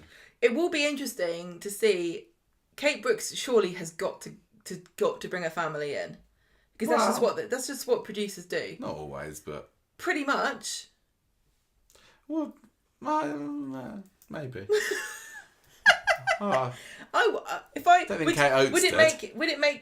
If you were a new producer, would you want to bring a family in, or do you think it's too risky and scary? I'd like to make my mark and leave my legacy after I was gone. At least I could say, I brought them. I did this and I did that, and that's the kind of one of the easiest way to sort of stamp yourself on the show is to make a family, but it's so risky. Yeah, exactly. I mean, Ian McLeod is still the guy who brought in the Baileys, and they are arguably all these years later still not very well established. I'm not going to say they're a dud family, but they're not exactly iconic in terms of Coronation Street. I think that they've got a lot of critics. Yeah. I personally quite like the Baileys, but I can see that they're not as integrated as they should be for a family that's been there so long. Even though I think that the Nazirs, really, there's only one left. Yeah. I think we will do a character profile of Stu fairly soon, at some point in the next month, so we can talk about points like, remember what when happened Eliza... to Lucy and Bridget? Yeah, what happened to Lucy and Bridget? I was convinced that we get a little bit more about that, and I'm pretty... I'd probably put money on the fact that Coronation Street had plans to uncover more about the fact that the mum actually killed the waitress. I think it's obvious that's what happened. And not the daughter. That must have been a plan at some point, but now we'll never find out. Yeah, and also the whole thing where Mason drove into Eliza last year. He's got away with that, hasn't he? Nobody knows it was him still. No. Which is weird, because I thought that would be part of Stu's leaving story. Yeah, so did I. I thought that maybe he would find that out about Mason, and then he'd say, I don't trust you anymore, Mason. I put all my trust in you. I'm a bad person, I'm going to Germany. Yeah, exactly, but oh well. It doesn't make any sense that they put those two characters together with that backstory and never brought up Eliza being run over. No. Look, let's hold fire on our Stu thoughts. We're already way overrunning this week. We started recording this, when was it? 7:15. We said this evening. It's now 10:30 at night, and we still haven't even finished Street Talk yet. We had, again, really skimming down this Paul story, Gemma. Do you want to give because it wasn't, not much happened, was it? It was just a few character moments of Gemma being sad and having no money, which we've seen plenty of times before. Well, there's a ski trip at the school. Who would have guessed that would have happened? And Joseph wants to go, and they're worrying about how they're going to pay for it. The Winter Browns financial situation makes a mockery of the whole idea of. I don't know why they're doing it, because it goes without saying he can't go skiing. They can barely keep food on the table. But where's Granny Linda? Why can't she Granny pay Linda for his is the fairy with trip? a magic wand that's supposed to wave it so that everybody can get what they want. But they could barely scrape by as it was. They were having dramas, and now Gemma's not even working. And Chesney's trying to get shifts from Dev, and he's like, no, I can't give you any more, but I will let you do a deep clean at the kebab shop, so that you can get the money for that instead of me paying somebody else. That just made me remember something that we saw when we went to see the set in the summer. What? About the kebab shop. I don't remember at all. You don't remember? I'm not going to tell you now because we can't, but you don't remember something that we saw in the... Oh, I'll tell you when we pause it in a minute. Oh, maybe I do. Yes, I do remember. Interesting. Okay, so Joseph and Joseph decides he doesn't want to go on this game trip because it's causing too much drama, and he overhears Gemma saying, "Oh, we can't afford it." And Chesney kicks, go to see Rita, Gemma, because you're sad.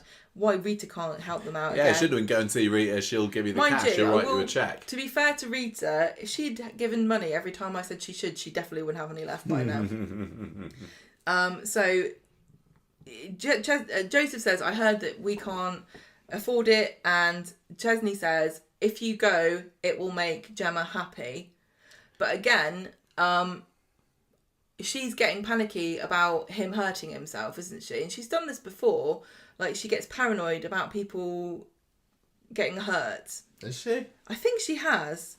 So on Friday, they buy him ski goggles, and Jenny's like fretting because she's having to cover Gemma's shifts because she's not working because she's on grief leave. Grieving leaving, and she's trying to sort of encourage Chesney to get Gemma to come back to work. She's saying, maybe she could do an odd hour or so. Yeah, she does it in a bit of a cat-handed way, doesn't she? Which she admits when she goes to see Gemma later. And and again, she lands herself in it when she tries to explain to Gemma and says, "Sorry if I was being clumsy, but at the end of the day, you've got a job and you're not doing it. And do you want to come back or not?" And most people, I don't know how long she's had off. Well, Paul's been dead for, I don't know, when did he die? Exactly. 4 weeks ago? His funeral, yeah, I mean, most people get 2 weeks for a close family member, which is what she's had double. And, it's really horrible. I think, in an ideal world, you'd have as long as you wanted. But again... I was looking at the... it just happened to be out at school today, and I don't know whether... I think it's just I don't know whether it's like a Southampton council policy or something, but 3 days is what you are entitled to close family members. At schools.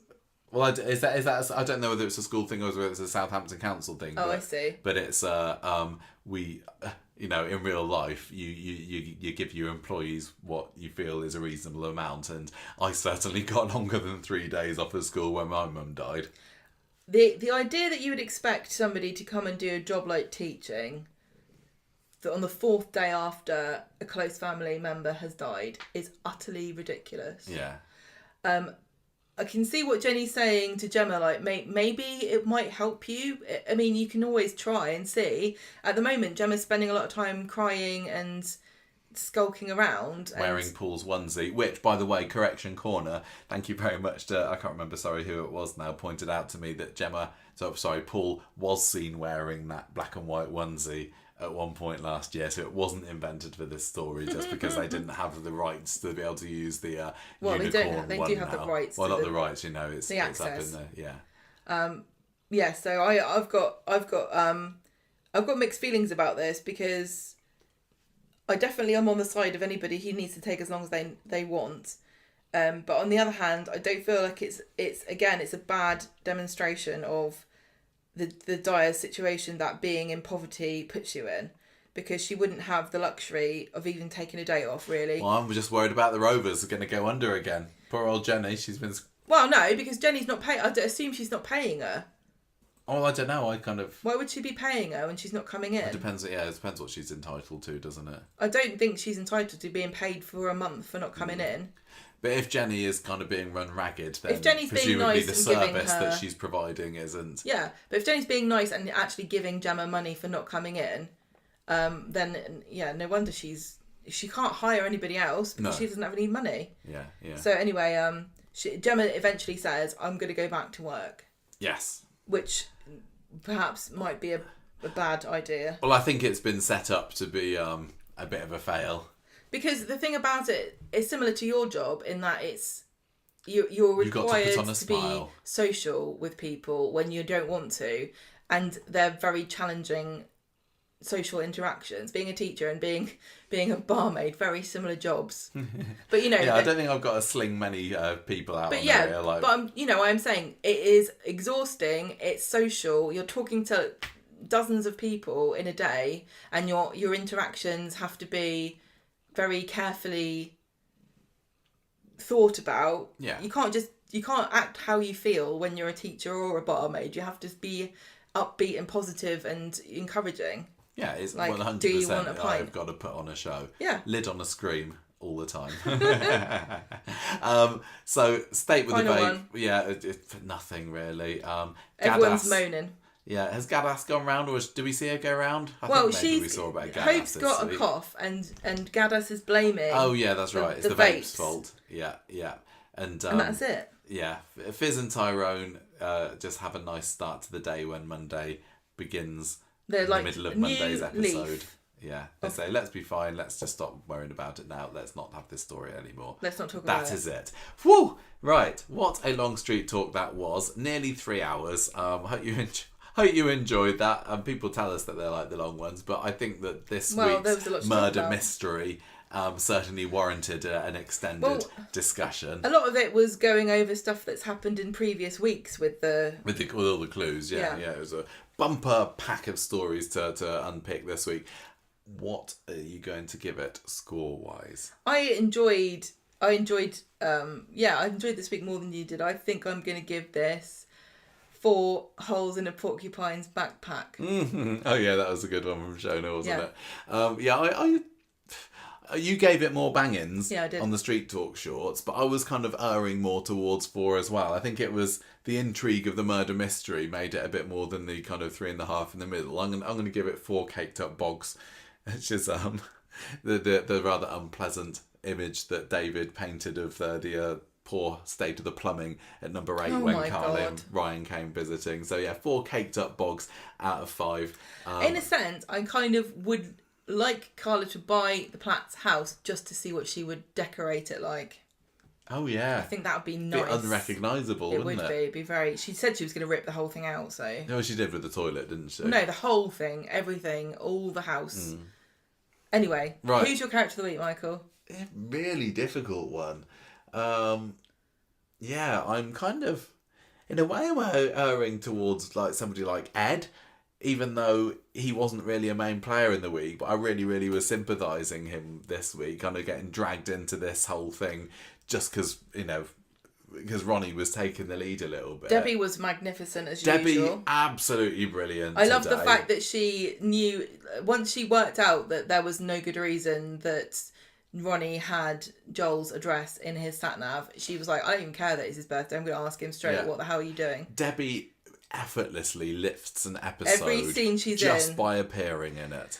I mean, so I used to say that with Abby, and Abby doesn't do that quite so much anymore. But it feels like we don't know. That Abby's in a bit of a limbo at the moment, which is a shame. Sorry, not you, Abby.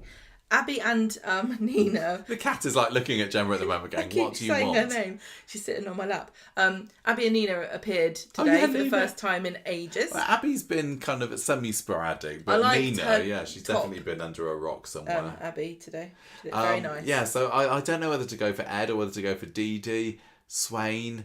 But I've actually really enjoyed David this week as well. You know, he's been consistently, solidly funny. Right. But it feels like it should go to somebody in the murder mystery story. I'm not going to go for Dee-Dee because she's been just a bit too much of a blubbering wreck this week. I'm going to... Maybe Joel because Sarah's been good. Joel because he appeared post-death, which is always brilliant. I'm tempted to give it to Debbie because... Debbie, I love her. I would go for. She uncovered a very important clue. What? The sat-nav with the address in.